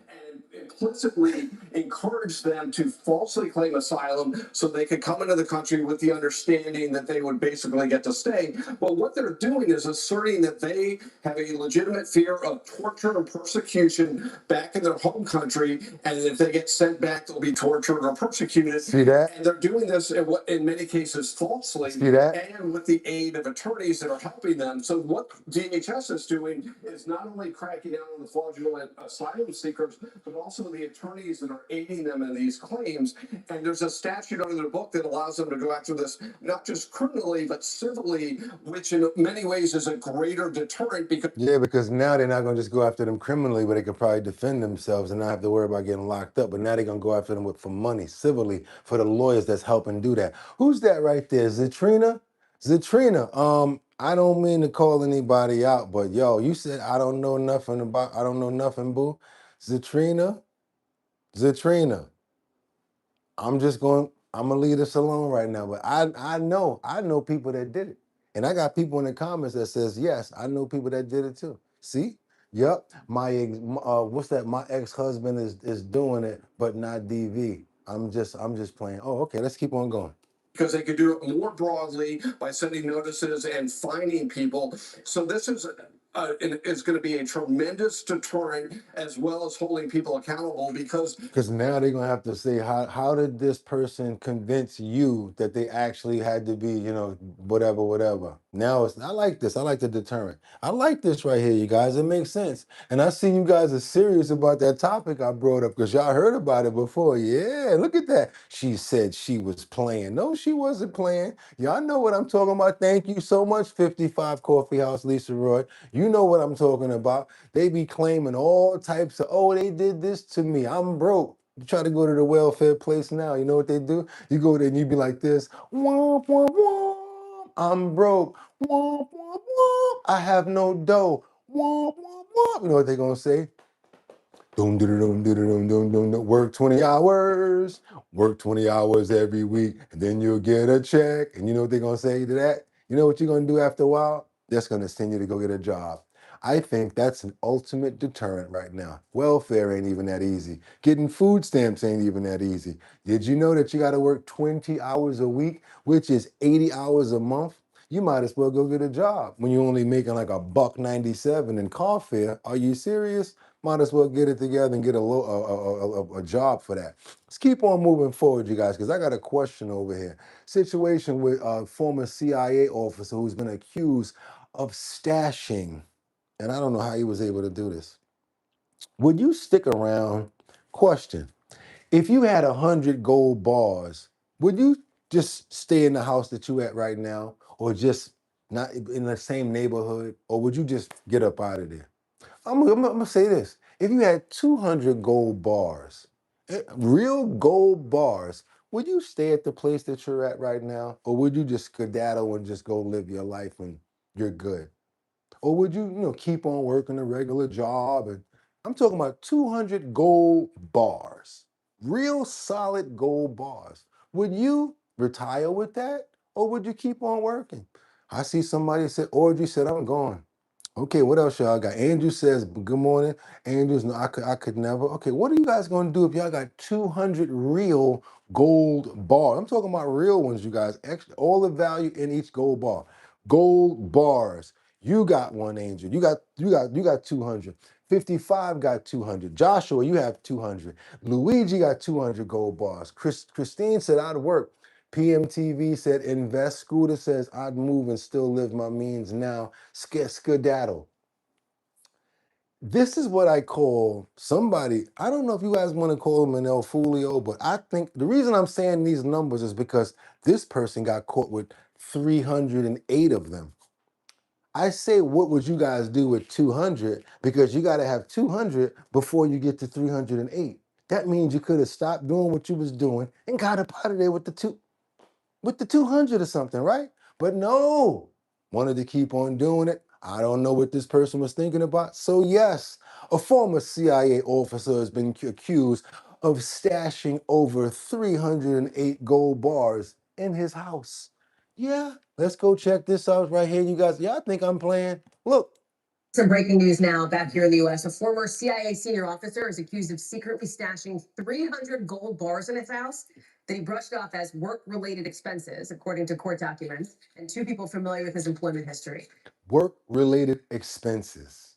Julia Ainsley is joining us now at this exclusive reporting. Sorry, Julia. What?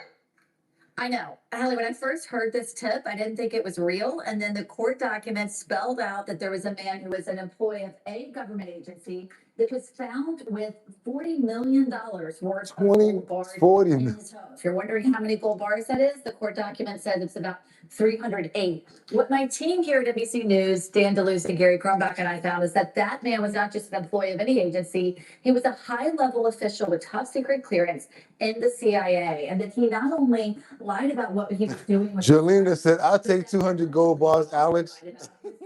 Said that he graduated from a college he did not attend, that he went to a graduate school he did not attend, and that he had a pilot's license that the FAA said he. We're not talking about no little gold bars here. These are pure, solid gold bars we're talking about. He lied to them and said he was a pilot. He lied to them to get into the CIA. He lied to them about everything and got this far. Foolio, what is your... Oh man, this would have been one of the greatest movies ever if he would have got out of there with the 200. You know what I'm saying? I ain't trying to tell nobody nothing, but come on, y'all, look at this. Attend, that he went to a graduate school he did not attend, and that he had a pilot's license that the FAA said he did not have. So he was arrested last week, and he is now in detention facing these charges of lying about his background and perhaps unknowingly embezzling. Do you guys see these gold bars? Do you see them? American taxpayers' money. I want to read you a statement we just got in from the CIA saying that after a CIA internal investigation identified potential violations of the law, CIA Director John Ratcliffe referred the information. Colessive, you're right. Mike, that's right. My thoughts exactly. Too heavy to move at once. How the hell he get all of them in there? Move them the same way, slow, and get them out of there. Come on now, y'all. To the FBI for a law enforcement investigation. They beautiful, right, The Angel? FBI is working closely with our partners at the CIA and the Department of Justice as we continue to investigate this matter fully. So, Allie, And you right, D. Who that right there? D said, y'all know that's not the... Wait a minute. Sweet RV says, y'all know that that's not the whole stash, right? That's not the whole stash. Yeah.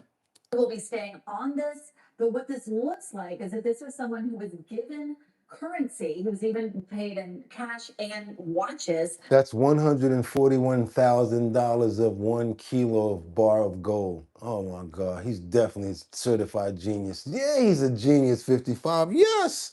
That he said needed to be used in order to pay for operations that he was in charge of. But rather than keeping it in his office, they found $40 million worth of this gold, as well as $2 million in cash and 35 luxury watches in his home. So, Oh man, oh man, oh man. Woo! Man, I would have been gone. I'd be like, yo, why the show ain't coming on? He ain't even put up no thumbnail. Where's Bugatti? I'll be out of there, y'all. Next thing y'all be like, what the hell happened to him? And then probably a couple of days later, I just pop up on the beach somewhere, just running. Or somebody with the cameraman on me. Every gray showing because I don't care no more. Hair looking like a baboon. I'm talking about me and the earth. Me and the earth. Me and the sand. Me and the dirt. Be like, I don't care no more. Help me. I'll buy YouTube. What? How much y'all want? Take care of all of the content providers. What? I'll be out chilling and have all the dogs with me. They be like, yo, he's running with a whole bunch of dogs. He wasn't lying. Me and the dogs. No females. Sorry. No fellas. Just me and my dogs. That's right. That's it. Let's keep on moving forward, you guys. Let's double tap that screen. It's a good thought. It's a good thought. Well, I know you guys got your own dreams too. I know you guys got your own dreams. But guess what? 300 gold bars, 200 gold bars, 100 gold bars. I would have quit at 200 and left. Let's keep on going, you guys, because anybody wants some honeybees? Yeah, we just got up the gold bars. It's just like honey, just gold, right? You want some honeybees? How about if you go in your shower and you walk in the shower and oh my God, it's a whole wall of nothing but honeybees. You know, the ones that make the Cheerios in the morning. Yeah, come on, you guys check this out. Go into your bathroom one day and you're just wondering, what's that sound? You hear that? Check this out. Would you A, stay in the bathroom with your husband? B, run out of there like Dagwood Bumstead? Or C, disappear? Won't even, you'll move so fast they won't even see you. I'm going with C. Check this out. We got 4 pounds of honeybees that invade a Utah bathroom. Pounds, 4 pounds. Now they got a pair of Utah beekeepers who came home to find that their house was overrun by the bees.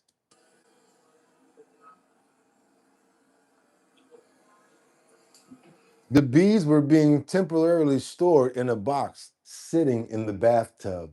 So they put the box in the bathtub. So how are we gonna clean this up? Bro, they're in the shower. Look. Oh.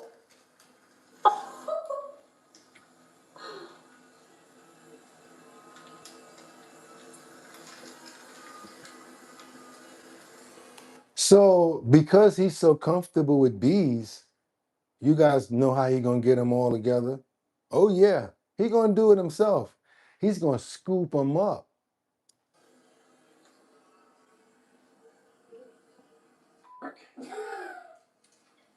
It's not bad. Yeah, it smells like bees in here. Somebody said that they was about to make some beehives to get some honey. Change your mind about those beehives, huh?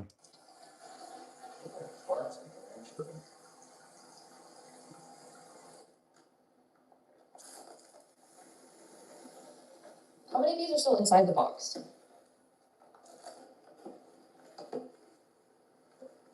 Very few, actually. Almost done. Yeah. So all of the bees escaped the box. One of them probably figured it out and showed all his buddies how to. And could you just handle the bees like that? I'm asking questions. Sweet RV, could I just see you out there doing that right there? Brian, King Falcone, you know what I'm saying? Handling the bees, 55 with Lisa. I know you do the coffee, but how about making like a little honey farm or whatever like that with some bees or whatever? I want to know if, let me see, Luigi might be interested in having some bees or whatever like that. Dustin, that's cool, man. He's a beekeeper. Okay, Winter, I've heard Italian honeybees are aggressive. Not even a little bit. Mike Kalesiv says, where's my suit? Okay, Kalesiv is interested with smoke. Yes, okay. Who else we got? Angel said, okay, I want to know, Angel, you too. Would you do this? Lisa Roy, did those bees just appear quickly? I'm good, Bugatti. Sweet RV says, no, I'm good. I don't want bees in my house. Fresh honey. Y'all get some free honey, some fresh honeycomb. Come on now. You can make a ton of money off of these honeybees. Following. Okay, let's use this box. All of the escaped bees were eventually collected, with the beekeeper suffering only one sting. Okay, we got Paula that said that she'll do it. Sure. Closer. Really close.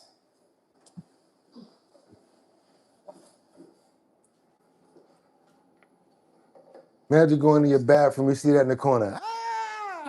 Y'all ain't gonna hang one bee, y'all running. Oh, you spilled so many. Alright. I'm on vacuum.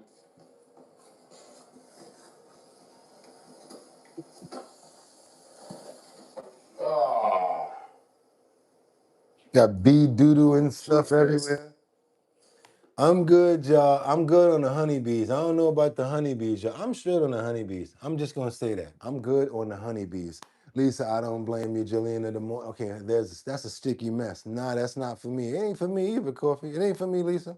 We're gonna keep on moving forward now because we got to get on over here to Washington, D.C. Remember that Chipotle fight breakout with that chair that went over that kid's head? Yeah. The parents and the fathers are saying that that was actually premeditated. Let's check this out because they actually got video of it before it even happened, as they were walking to the location. Scenes. Meantime, the FBI and DC police asking for the public's help identifying these individuals allegedly involved in this wild brawl at a Chipotle restaurant in DC over the weekend.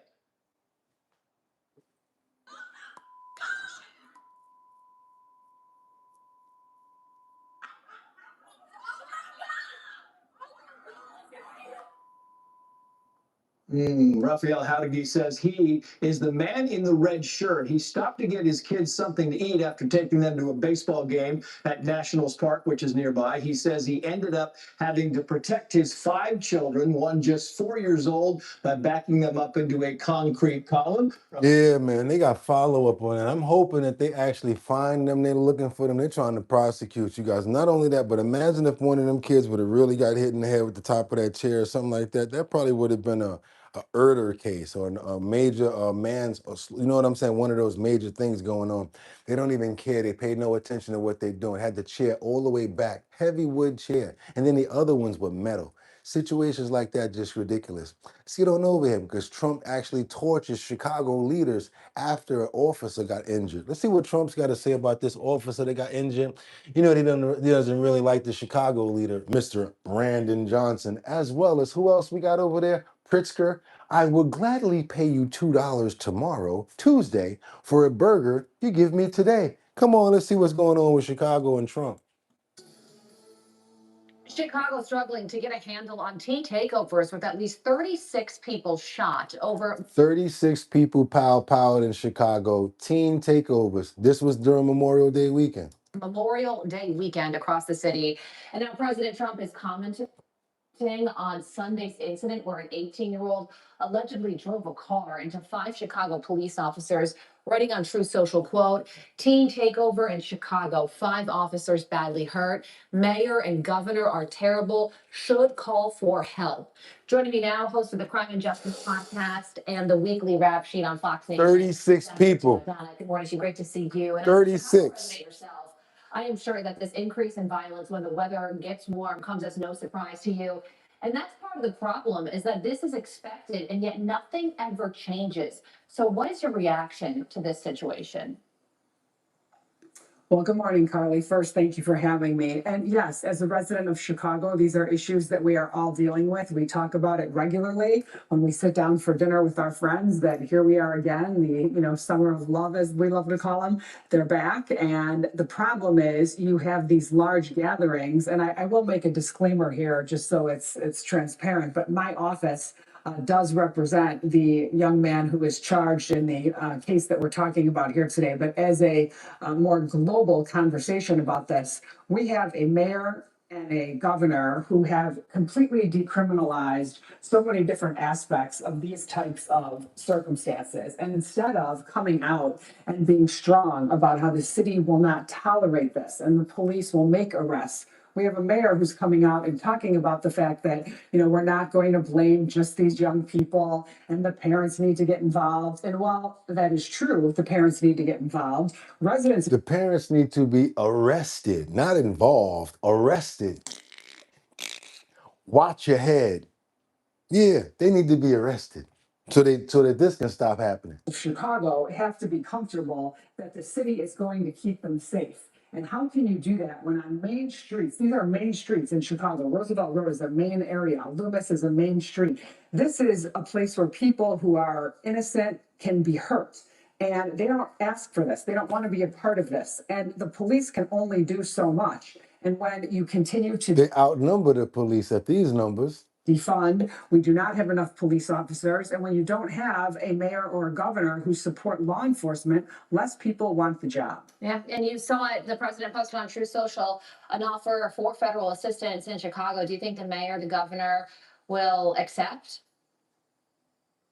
Of course not. They won't accept because politically it wouldn't be good for them to say that Donald Trump can help in any way. But unfortunately, I've said it numerous times on your show and others, the role of government is to keep its citizens. Those were adults that popped in there. You guys do your boy a favor if you appreciate the content that you're getting right now and you are really like the dialogue, because I'm really liking what you guys got going on here.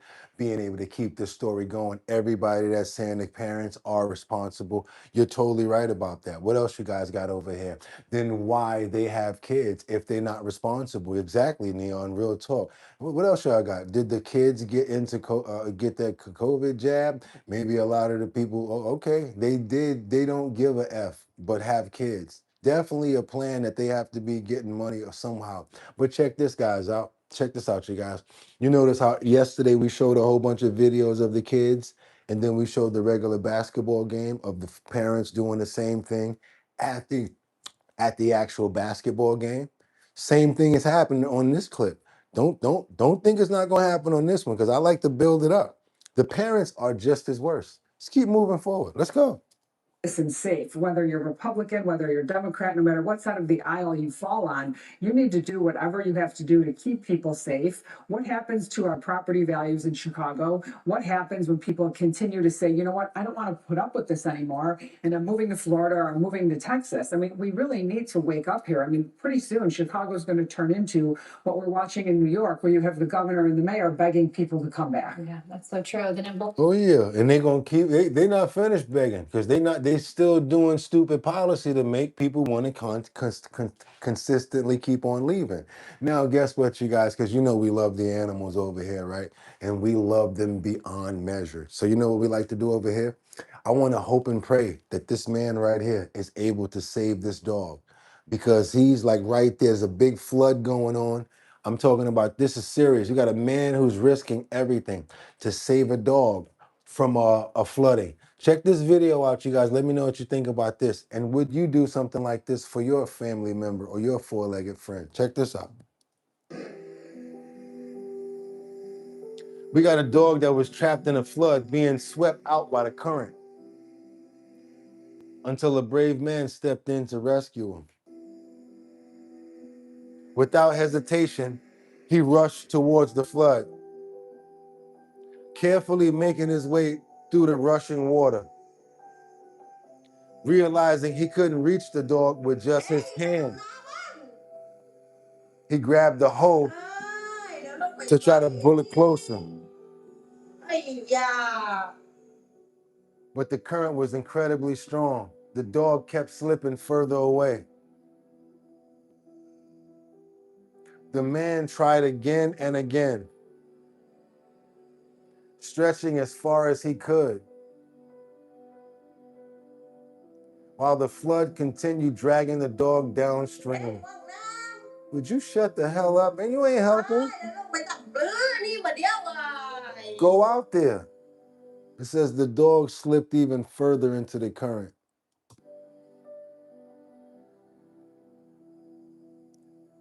And refused. The man managed to hook him safely, but he got away. Now he pulled him with everything he had. The dog was fighting the current. He's still fighting to get him. It's a big dog. He's still holding him against the current and the dog with one hand and the hoe and everything on his other hand.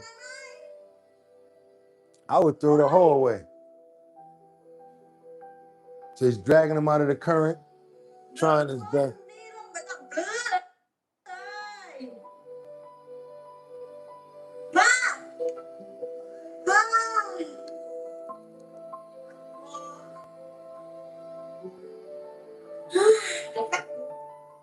Y'all saw that last look back when he said like this, when he shook his head off? That was the thank you right there. Would you guys help a stray like that was in the waters like that? Would you stop and give him the help and give him the time? I know. We love it, don't we? It's just me, but her voice is annoying. Yeah, it was annoying, but it was overpowered by what happened. She was getting on my nerves, but the love and what happened was overpowering. I know you guys love that too. Wasn't that beautiful? Huh? Huh? Who said they was crying? Miss Wanza? Oh, he was trying to get away from the lady. You know what? That's a good, happy story. Absolutely. Is it caring people in the world? It is caring people in the world, Mary Tanner. That's right, you guys. That's what we do over here. Let's keep on moving forward. And he just walked up out of there till he shook his head off and he kept on walking. I don't know why, but for me, I don't know if you guys know it, but I don't know if you ever played a video game, but that dog looks like Crash Bandicoot. If you ever played that game before, looks just like Crash Bandicoot. You got to keep on moving forward, you guys. That was a beautiful story. I love that. Let's get on over to Kentucky, Kentucky, Kentucky. I actually learned that song watching Lucille Ball. Yeah, I never really heard the song before at all. I just mimicked her. Let's keep on going forward to Kentucky. We got to go on over to Jefferson County, where we got a probate judge that's been accused of misconduct. You know how when you give some people a job and they don't know how to act. Oh, don't be coming in here acting like this. Don't be doing this or whatever, whatever. And they be pushing themselves a little too hard. Y'all know what I'm talking about. Jawaka Chima and them. You know what I'm talking about. Get the wrong people, get the wrong person a job.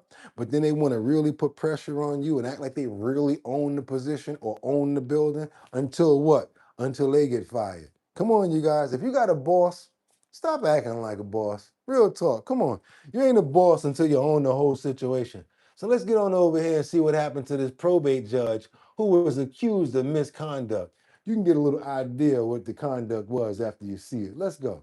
Big breaking news out of Jefferson County where a probate judge is suspended accused of ethical and judicial misconduct. That complaint against Judge Sheba Blanchard coming from the Alabama Judicial Inquiry Commission. Now, we spent time today going through that 120-page complaint. It outlines allegations from repeatedly failing to promptly handle cases to intimidating attorneys to retaliating against her staff, according. Intimidating attorneys, retaliating against her staff. To the complaint, Judge Blanchard reportedly told her staff she was the ultimate authority with no boss. She says she's the ultimate authority with no boss. You guys remember that line? But it was a man that was different that said it. That was Joe Clark. Remember that? Remember when Joe Clark said he was the one that was running everything until they knocked him down too? Y'all know what I'm talking about. They used to call me Crazy Joe. Well, now they call me Batman. The Inquiry Commission is. But his exact words were, I am the head Igor in charge around here until, what's his name? Benson stepped up and said, just so you know, according to what you said, I'm the head Igor in charge around here. Okay, when you think that you are, let's see if you can back it up. Requesting the court judiciary to discipline Blanchard. Probate Judge Sherry Friday has been appointed to serve temporarily in Blanchard's place. We have that full complaint for you to review right now up on the WBRC News app. Also breaking right now on the 4th. See that? When you don't know how to respect people that surround you, that's what I'm saying. You still have to respect people. You still got to be a good person. With great power comes great responsibility. Starting to see a lot of these videos out here where you see a couple of the basketball players like LeBron go like that. Then you see other people that you see the kid out there, can you give me an autograph? I love you. And the guy's just like, oh, get out of here. And then you see people like Shaq that just pops up and just starts hugging people and popping up and giving people wads of money, helping people out in different times and stuff like that, picking people up off the ground, taking a punch in the face. You know, people like that are the people that are rich in a different way. It's not always about being a celebrity and having a whole bunch of money and knocking people down. What's that other player's name? I don't even know his name, but I watch him and I notice that he does that as well. Kids can run onto the soccer field. Security's trying to stop him. If they make it over to him, he's like, no. Gives him a hug and everything. You guys know what I'm talking about. Is his name Ronaldo or one of those guys right there? Ronaldo? I know you guys know who I'm talking about. When people do stuff like that and they show up for the children who are your real fans, that's what the game is actually about. That's right. Ronaldo. Thank you so much, Jolena. You know what I'm talking about. That's what I'm talking about. What's wrong with people? Why can't everybody be like that? Why can't everybody be like that? Shaq is like that. Who else is like that? What's his name? Who you see all the time? Adam Sandler walks around with sweatsuits on, just hanging out. Keanu Reeves, and I guarantee you, those guys live so much better than everybody else. Trying to live the the Hollywood actor life or whatever like that. Cristiano Ronaldo, massive respect. And real talk about Shaq. You guys know what I'm talking about. Shout out from Brazil. We did beautiful out there, me and Snoop Dogg. Yeah, we can serve tacos also. Haha, I'm getting hungry. Let's keep on moving forward. That's right, Keanu Reeves. You know what I'm talking about. Let's keep on moving forward. Just because you got power over somebody does not mean that you should disrespect anybody. If anything, you should go to the level of understanding with them so they can be like, wow, this person is great. More people actually like you that way. Let's get on over to London real quick. Because London Bridge is not falling down, but we got a situation where this rampant blaze is engulfing a Jewish supermarket warehouse in London. Check this out, you guys. Right on the scene. Representing. Now, this is a fire ravaged the Jewish supermarket warehouse in northern London. We go everywhere. Remember that. What's the story? Terrible. Flames and smoke was seen coming from a property of Kosher Kingdom in Golders Green.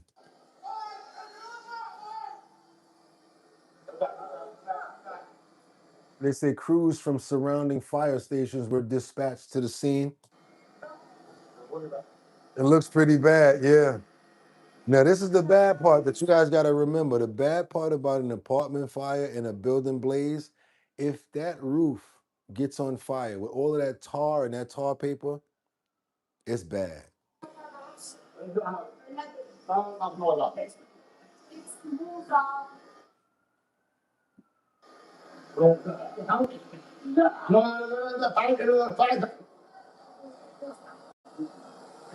Now, somebody said it was done how long ago? How long ago was this done? And they said it was done on purpose? No, this is 22 hours ago.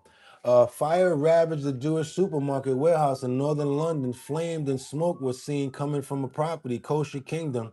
Yeah. It probably did. I don't know, but we're just getting it now, and we still want to break it to you guys and let you see what's going on. If they have found some foul play, thank you for letting me know, because I'm going to look into that possibility there. Also want to pray. Yeah, they were Jewish, but they're not probably of your same faith. Hopefully that nobody got hurt in that situation there, and that everybody's safe over there, and now they can get back to their lives. Same way we're praying for those guys over in Dykeman. The same situation that we're talking about in the fires that are ravaging out in Los Angeles. Please, let's let these wildfires calm down. And the people that are doing them, let's get them arrested or get them some mental help. Amen. Let's keep on moving forward over to Orlando. We got a driver that attacks a pregnant woman in a parking lot brawl. Yeah, let's keep on moving, you guys. Let's go on over to Orlando. Let's go. And this fool right here jumps out the car. She grabs the lady. Check this out, you guys. I'm not telling you to walk around and drive around scared. But you might want to lock your doors if you get into an incident or pay attention, because I think that, I was like, why don't you just lock your door so this lady can't get to you? I guess she didn't move fast enough. She didn't notice what was going on.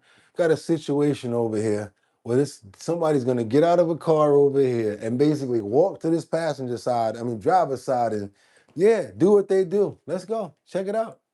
A busy Florida intersection becomes the scene of a violent brawl when one driver's temper reportedly spirals into rage. And I don't know where this car came from. Okay. But it's like she cut the lady off. When officers finally track down the suspect, she refuses to go down without a fight. Do not hold. Do not resist. Goddamn. Y'all hear that, right? Don't bite me. Get the. Don't bite me. Tell me why. You're being. Why? This is Inside the Crime, presented by Law and Crime. I'm Elizabeth.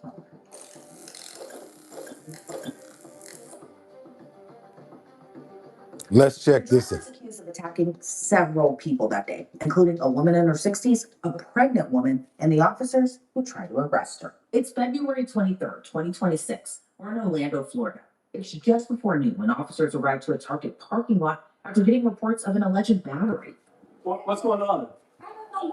Wait a minute, Celeste. Winter said, and you better watch out because they're trying to get people to smell perfume that's actually chloroform. They knock you out and then they rob you so that they can just take you. Wow, that's crazy right there. But you know what? Thank you so much, Winter. Let's keep on moving. Thanks for letting us know about that. We was coming up to the light, and the car was on the side of me. And I don't know where this car came from. Okay. But it's like she cut the lady off. And then the lady went back. She was an older lady. She didn't know whether to go forward or back. So when she went up, the lady crossed the street this way and blocked.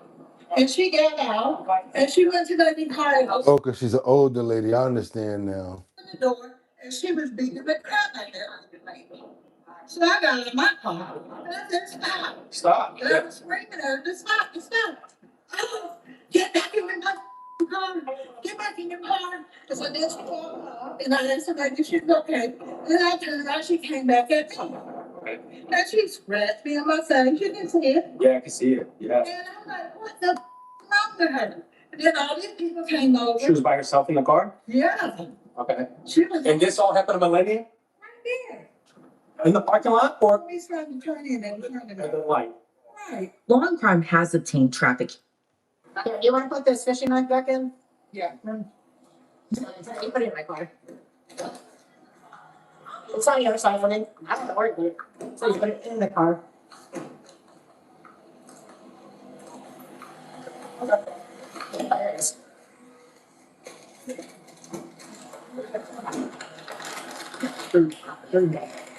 What? I don't get permission to search my vehicle. Do you have a warrant? Then no. No.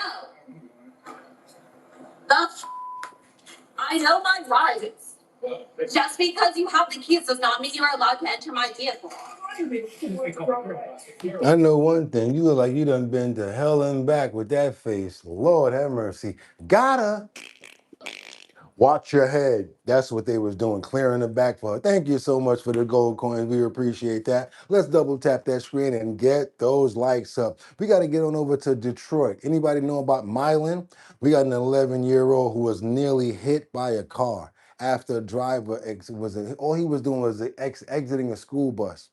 And I'm talking about if he wouldn't have ran across the street, this 11-year-old boy would have been hit by this car. And I'm talking about, I don't understand. You see the bus there, you're supposed to slow down. You slow down or you stop when a bus is letting somebody off. And you don't even move until the bus moves. Watch this, y'all. Check this out. All new at 5:30, a very close call. Look at this. It's caught on camera in Milan, after being cleared to cross by the bus driver. A middle school student is almost clipped by an incoming car. Fox News' Jimmy Sherrod is live in Milan in the area with more on exactly what happened. Jamie. That's right, you guys. Let's get those likes up, get some more people aware of the show, get some more people over here to see shows and stuff like this. Come on now, y'all got to be careful with the children out there getting off the school bus. Come on, people in Milan.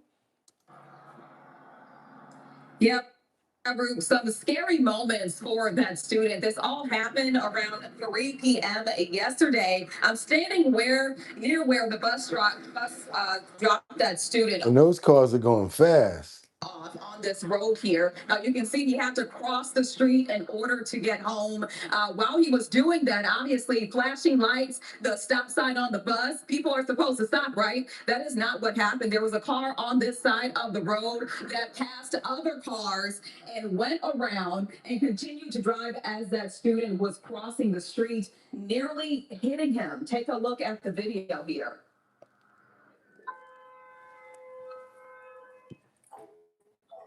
What was your reaction seeing that close call with your grandson? Very upset, started shaking, it was terrible to see that, and then to see. Well, to be honest with you, as far as the jewels go, I don't know what we can do with them. I don't know what happens with them or what you can do with them, to be honest with you guys, to be honest. Since you're asking, I don't know what we can do with those. I think it's just like, thank yous or like likes or whatever like that.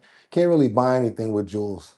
The video, I don't know if you're going to show the video, but he was completely upset, holding his chest, and it's traumatic, for him. And I don't want this to happen to any other children. That's why I'm trying to bring this up, with how come the bus does not have outside cameras? I think every bus should have outside cameras so we can get this tag number, so we can prosecute, or at least bring it to, at least it needs to be brought to attention. Now, we did receive a statement from. Oh, that's what it does? Okay. It says in part. I don't know. I don't know what it does. With law enforcement on their investigation, that this incident was completely avoidable, and the district urges drivers to stay alert, use caution, and follow the law. So you guys that missed it, this is what happened. As soon as this kid got off this bus, he almost got hit by a car. Watch this. A very close call. Look at this. It's caught on camera in Milan, after being cleared to cross by the bus driver. A middle school student is almost clipped by an incoming car. That's what almost happened right there. I don't even think that that bus should have to let them off across that street like that. That's dangerous. Okay, thank you for making me understand what the jewels are for. It hypes the channel up. I appreciate that. Thank you guys so much. Let's keep on double tapping that screen and get those likes up. That was just like a hit and run. They didn't hit him though, but still, I mean, you came real close to hit him. They was going really fast. That was crazy. You see that right there? That was crazy. That's why I wanted to show you guys before we got to the next clip, because something like that. Come on now, watch out for the kids. What's wrong with y'all? Let's get on over to Cleveland, where this woman who's been charged after I told you guys. You learned from who?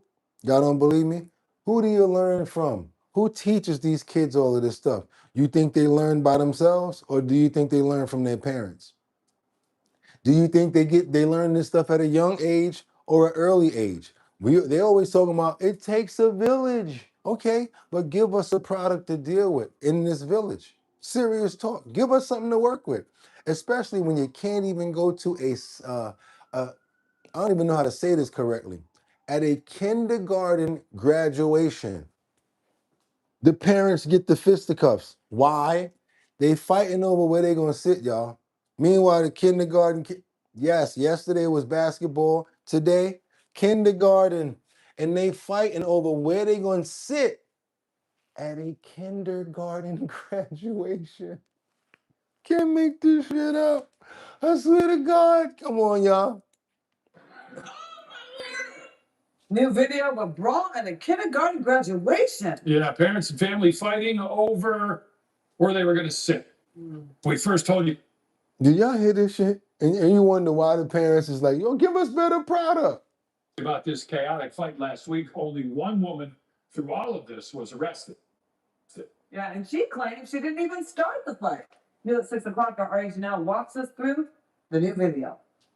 This fight may have happened in Toledo, but the story has gone nationwide. Many of you here in Northeast Ohio wanting answers, especially the parent who's now on house arrest. Jessica Anderson is hoping this new video showing the moments before the big fight at a kindergarten graduation at Queen of Apostles School will help clear her name. Queen of Apostle School. We're not talking about PS 76. He said Queen of Apostle School. Video that came out last Welcome week to Ohio. grown adults fighting over where to sit. You can see punches being thrown, and then a woman, Jessica Anderson, in that pink jacket, grabs a woman by her hair, moved her from the pile, and her What's up with the lady with the fuzzy slippers? arm fell into a chair. Then we were surrounded by people, and she was hitting me, didn't know what was happening. So I started swinging back. Anderson says she wasn't the person who started the fight. The new video may prove her point. Somebody said Lucas County. I used to live out there. Who said that? EU? Look at that.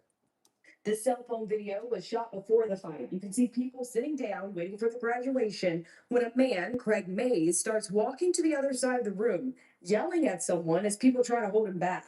Her whole family in the first two rows just stand up. 5 guys, 5 girls, they just all stand up. I've been arguing with Jessica. I literally don't remember anything. I know I was sucker punched. Once I was taken to the ground, it was probably 4 or 5 Jesus guys Christ. toppling me, trampling me, punching me, kicking me in the head. Anderson was the only person arrested that night. She's now on house arrest as police continue their Homeboy got his shirt off. He like, you see the brother run over there with no shirt? He literally got no shirt on, like he took his whole shirt off. Look at this. Toppling me, trampling me, punching me, kicking me in the head. Anderson was the only person arrested that night. You see him right here? He won a second. He want to shoot 5 minutes now. He want a fair one now. He running over there, but that's you right there with no shirt on though. Now that's you want to square up. House arrest as police continue their investigation. And homeboy got behind his girl. I wasn't the aggressor. It wasn't my face that should have been blasted everywhere. I take accountability that I was involved. A lot of people were involved, but me being the only person charged was not fair. It wasn't. A 26-year-old was taken to the hospital and had to get stitches in their head. A spokesperson for the school says that no kids were in that room during that fight and that the graduation would be rescheduled. Yeah, that's the same ones that wear the bonnets to the graduation. Not only that, they wear the pajama pants. I can't stand to see nobody outside with pajama pants on. Your ass is outside. Take that shirt off and put some pants on. I don't like slippers, flip flops, none of that stuff outside. See these guys outside with these slides on, with the little thing in the back of their foot, and wonder why they ain't got no common ground when somebody do something like this. Like, oh, what are you doing? They got that little purse going around. Yeah, you be outside in some slides or some of them Crocs if you want to. You're gonna get slid, mess around. Keep on playing. Let me catch you outside with some slippers on. Talking about your Bugatti, why you don't got no slides on? Man, if you don't get away from me, I gotta have good ground and good footing, just in case I gotta kick somebody. Not the bonnet people. Oh my God, the bonnet people. Oh my God, you ever see the guys with the bonnets on? The guys with the flip flops? Now the basketball players on the way to the game, they might get a little pass or whatever like that, because it's a little better than the sachet outfits that they be having on, looking like they flame on. You know what I'm saying? If anything. But some of these bonnets and these guys out here with these, what do they call them? Crocs. And they got the little flip thing that go around the back of the foot. They'll take them damn slippers off outside and go put some shoes on.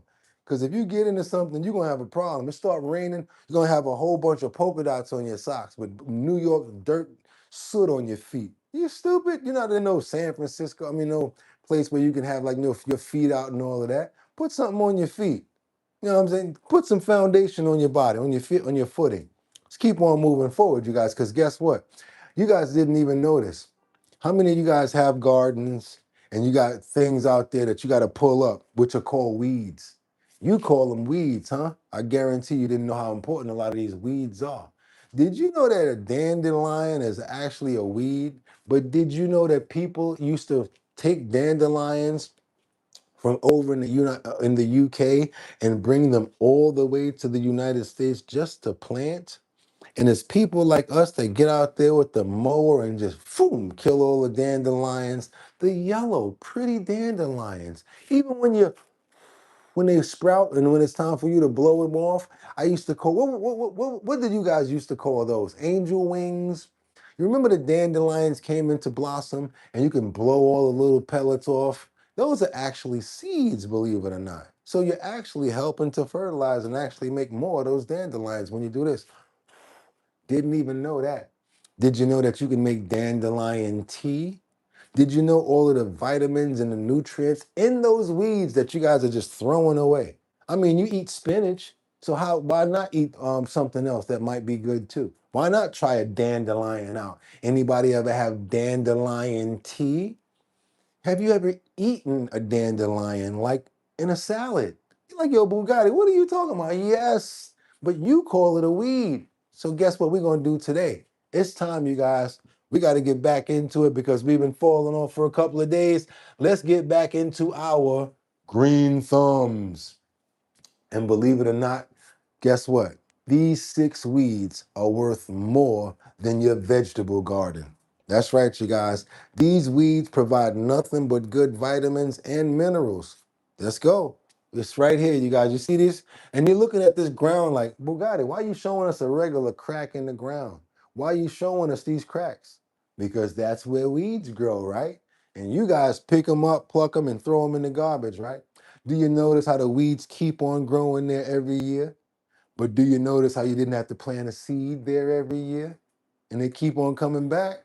Self-sustaining. Did you notice that? That's one thing about certain weeds. So guess what? It's a weed, a plant that you don't even gotta plant again. And it's got a lot of vitamins and nutrients in it.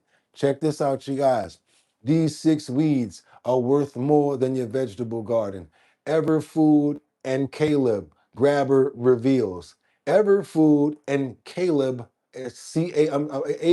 Everfood and Caleb Caleb Graber reveals. You guys gonna really have to go into the Discord to get this one because I'm gonna tell you the name of it, but you're gonna have to go into the Discord probably because that's a lot of spelling right there. That's Everfood and Caleb Graber reveals. And we're talking about these 6 weeds are worth more than your vegetable garden. But you guys and myself have been throwing these weeds away because we thought that they were weeds. Let's get into it. Health and wellness section, you guys. Our bottom line. Let's go. Somewhere in your backyard, your driveway cracks, your garden border, your lawn, there are plants growing that you Come on, let's go. We ready to rock. Let's get it. Come on, come on. You have spent years trying to kill. You've pulled them, sprayed them, smothered them with mulch. And every single spring they come back. What if I told you those plants are more nutritious than anything currently growing in your raised beds? What if the thing you've been destroying is worth more than the thing you've been carefully Oh, yo, Cat, don't throw the monkey on it. Don't throw it out there like that. Don't try to like play us or whatever like that, because anything can hurt people as well. So what we always do is put a disclaimer and say, and we only give you the ones that won't hurt people. Notice that? So don't do nothing like that where you're trying to make it. Don't do that, because then I'm gonna start assuming that you're trying to just throw dirt on our fun and on our beauty that we create here. Just have fun with us and watch what we're doing here. And I always put a disclaimer out. And anything that we do, there's a part of it that can actually hurt somebody. And there's no way over here that we want to give anybody anything that's going to help them. So let's do us a favor. Let's not call out negativity. Let's call out positive things like Conlessive is calling out and other people about stuff that can actually help us. And if you don't have anything positive to say, let's just refrain from the negativity and let's remain positive. Let's stay away from all the negativity right now. I'd appreciate that, Cat. Let's go. tending. This video is about 6 common weeds plants you almost certainly already have, and why they outperform conventional vegetable gardens on calories, vitamins, medicine, and one thing no garden catalog will ever sell you: zero input survival. These are plants that cost nothing, need nothing, and return every year, whether you want them to or not. By the end of this video, you will never look at your lawn the same way again. And you'll understand why the people who know about this stuff haven't been buying seeds at all. Not only that, but a lot of these positive weeds we're talking about are actually good for you and can be used instead of pharmaceuticals. How about that? Let's start with the one that's probably growing closest to you right now. Number 6, dandelion. The plant you've been poisoning that's more nutritious than kale. Before the herbicide industry convinced an entire generation that a perfect lawn was the goal. More nutritious than kale. Straight up and down, didn't even know it. Never really paid attention to it until one of you guys sent me another video of a guy making dandelion tea that I'm about to bring in and introduce too. Oh, don't think I forgot about that video. That's coming too. Dandelion was considered a valuable crop. European settlers brought it to North America deliberately. They planted it on purpose. Let that sit for a second. The plant that now gets Roundup sprayed on it every spring was once carefully transported across an ocean as a food source. Here's why. 100 grams of dandelion greens, a handful, contains 558% of your daily recommended vitamin K. Didn't even know that. More beta carotene than a carrot, more calcium per calorie than a glass of milk. And every single part of the plant is edible. Didn't even know that. The leaves in early spring, before they get bitter, the flowers raw or battered and fried, the root roasted and ground as a coffee substitute, or dried as a liver supporting herbal remedy that sells for $12 a bag. A liver supporting herb. How are we missing all of this stuff? And we just throwing this in the garbage and like putting Roundup on it. Come on, y'all. We got to pay attention. Let's go. Fried. The root roasted and ground as a coffee substitute, or dried as a liver supporting herbal remedy that sells for $12 a bag at health food stores. Here's the comparison that matters. Spinach, one of the most celebrated superfoods in any garden, requires prepared soil, regular watering, protection from bolting and heat, and replanting every single season. Dandelion requires nothing. It breaks through compacted soil. It survives frost. It produces from April through October, and it comes back every year from a taproot that goes 18 inches deep. You cannot kill it without chemicals, which is exactly the point. You cannot kill it without chemicals. We got to pay attention to this dandelion all of a sudden. Seed saving doesn't even apply here. Dandelion saves itself. Every white clock you blow on as a child is a seed dispersal mechanism that ensures you will never run out. But dandelion, as impressive as it is mostly vitamins. What comes next is the weed that solves the one gap most survival gardens can never fill. Number 5, purslane. Purslane. See, Don't even know what it gives is. you omega-3s like fish. It gives you omega-3s like fish. Most people who see purslane think it's some kind of succulent that snuck into their garden bed. They pull it out and throw it on the compost heap. What they just threw away is one of the most nutritious, complete, edible plants on the planet. Purslane contains between 300 to 400 milligrams of alpha-linolenic acid per 100 gram serving. That is more. Now we got somebody in the comments that says also called lamb's ear. Thank you so much, GA Bunny. That's what I'm talking about. People like y'all. That's what I'm talking about. More omega-3 fatty Let's help each other. than any other leafy green plant on Earth. To put that in context, most people spend $20 to $30 a month on fish oil supplements to hit that number. Purslane gives it to you for free from your garden bed, and it will grow back next week without you doing anything. It gives it to you for free in your garden bed and it grow back next week. For free, for nothing. Where you guys think they get all these pharmaceuticals from? They started with these herbs and things like that. Then they went hyper and just kept on bumping things up. But in reality, there's so many things in our garden that we can actually benefit from. And some that can harm you too. But be careful with that. Rain on our parade, cat, out of here. But here's what makes purslane genuinely remarkable for food security. Omega. It's a C4 photosynthesis plant, which means it thrives in conditions that kill conventional vegetables: drought, heat, poor soil, full neglect. So it'll thrive in any type of weather, the heat or water, neglect, and watch what other plants do. Tomatoes are wilting in August and your lettuce has bolted into bitterness. Purslane is at peak growth. It wants the conditions that stress every other plant you're growing. Eat it raw in salads. It has a mild, slightly lemony flavor. Saute it in oil, add it to soups, pickle it. In Turkey and Greece, it's been a cultivated crop for Okay, Winter. Yeah, do that. In the Middle East, it's called bakli and treated as a delicacy. See, somebody know what they're talking about. I got to get this up. Silver says lamb's quarter is better than spinach. There you go. And your garden is currently getting thrown in the trash. The calorie math is interesting too. Purslane won't win on raw calories. It's around 16 calories per 100 grams. With the vitamins. But the micronutrient and omega-3 density means it fills gaps that your potatoes and squash and beans cannot. It's the supplement you're already growing and destroying. And if purslane is the supplement, what comes next is the protein source. Lamb's that's been quarters. hiding in plain sight. Lamb's quarters, right? Number 4, lamb's quarters. Anybody know about this? The grain crop that outperforms spinach on protein. Lamb's quarters, you've seen it. Outperforms spinach. It outperforms spinach. Pale green leaves, powdery white coating on new growth, growing to waist height in any disturbed soil. It looks like it shouldn't be edible. It looks like a weed. Okay, in the Kendra. sense of the word. It is one of the most important food plants in pre-agricultural North America. Native American tribes across the continent cultivated lamb's quarters intentionally, harvesting both the leaves and the seeds.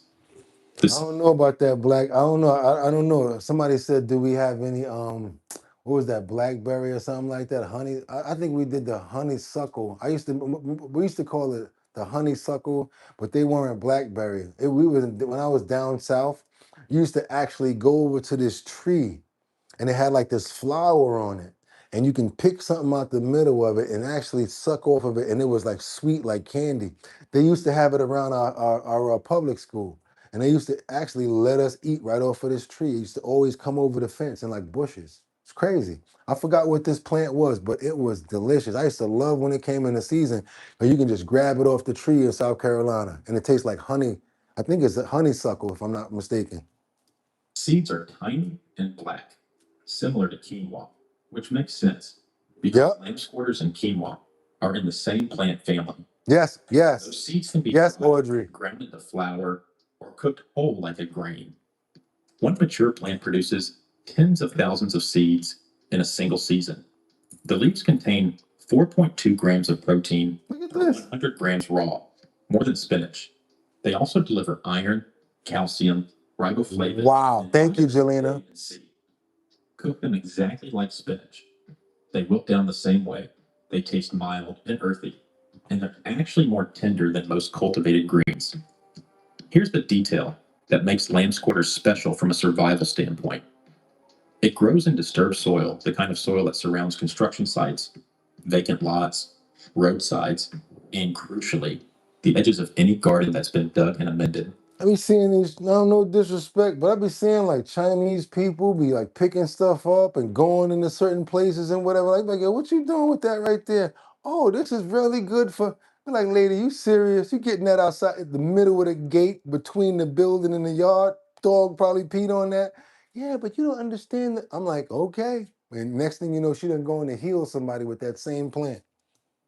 If you've been building raised beds, lamb's quarters is almost certainly already colonizing the border, and it self-seeds so aggressively that once you they don't waste nothing forever without doing anything. Most people who are growing spinach 20 feet away are spending money on seeds, preparing soil, managing slugs, and replanting every season. They don't got to do that. The lamb's quarters 3 feet from that bed is doing it for free. But here's where the story gets more interesting, because the next two weeds on this list don't just feed you. Medicine. They act as medicine. And that's a dimension most survival garden content never touches. Y'all ready for the medicine? Come on, wood sorrel. Let's go. Number 3, wood sorrel, the vitamin C source that grows in your lawn right now. Wood sorrel looks like clover with heart-shaped leaves. Most people who find it assume it is clover and ignore it. It isn't clover, and you shouldn't ignore it. Wood sorrel gets its sour, citrusy flavor from oxalic acid, the same compound that makes rhubarb tart. And that flavor is your indicator that it's one of the better wild sources of vitamin C available. Vitamin C is one of the first deficiencies that appears in diets that have. How did you find out about spinach? How did we find out about collard greens? How did we find out about kale? There's other things out there that we can actually eat, you guys, believe it or not. We just didn't know about it. And these other things get promoted more than others. Shifted towards stored grains and starches. It was the reason sailors died of scurvy on long voyages, not starvation. So watch this. But the absence of fresh plant material. Wood sorrel grows in partial shade, which makes it valuable in spaces where almost nothing else thrives. You look at that and be like, pull up them weeds and throw it into the garbage. Meanwhile, there's something good that you're throwing away.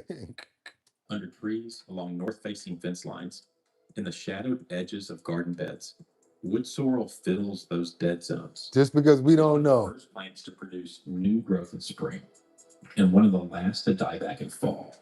Eat it raw. Add it to salads for brightness and acidity. It look good. Anywhere you'd use lemon.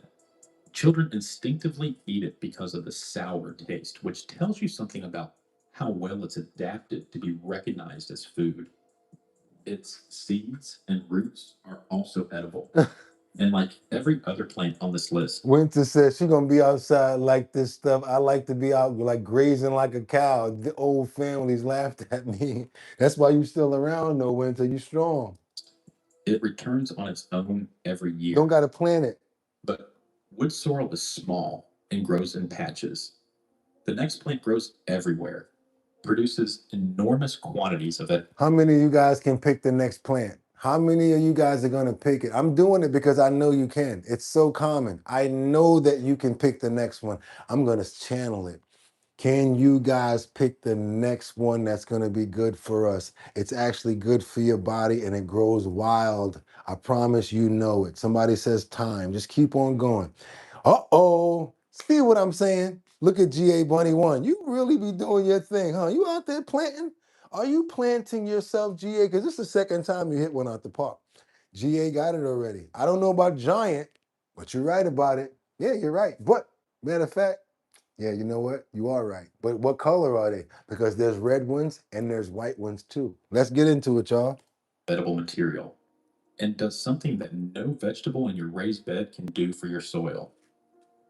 Number 2, clover. The nitrogen factory you've been mowing into nothing. Red clover and white clover are nitrogen-fixing legumes. They pull They pull in nitrogen, which is good for the ground, good for the soil. Clover. Not only does it do that, but watch what else clover does and it's good for. This means their root systems host bacteria that pull nitrogen directly from the atmosphere and deposit it into the soil. This is the same biological process that makes beans valuable in rotation planting, except clover does it as a perennial over a much larger root area without you doing anything. A dense stand of clover in your lawn is actively improving the soil beneath it So even if you want to plant some clover, it actually helps the soil. Why? Because of what it's pulling in. Clover is actually good for your soil. Season. Natural soil. Before synthetic fertilizers existed, farmers planted clover specifically to restore depleted fields. It was a crop, a deliberate, valuable crop. Believe it or not. Then synthetic nitrogen made that unnecessary, and we started treating it as a weed. The edible profile is better than most people realize. Young clover leaves are edible raw, mildly grassy, best in small quantities. The flowers, both red and white, are edible raw or dried. Red clover flowers have been used in herbal medicine for decades as a source of isoflavones, compounds studied for their effects on hormonal balance and cardiovascular health. Dried red clover flowers sell for $8 to $15 per ounce at herbal retailers. $8 to $15 per ounce at herbal retailers, but y'all be throwing them away in the garden, calling them weeds. You can harvest them from your lawn for free. The seeds, tiny and numerous, can be sprouted indoors in winter for fresh greens when nothing is growing outside. Clover sprouts are mild, nutritious, and ready in 4 days, and the plant will keep spreading, keep fixing nitrogen, and keep flowering without any intervention from you. But everything on this list so far, as useful as it is, gets surpassed by what comes next.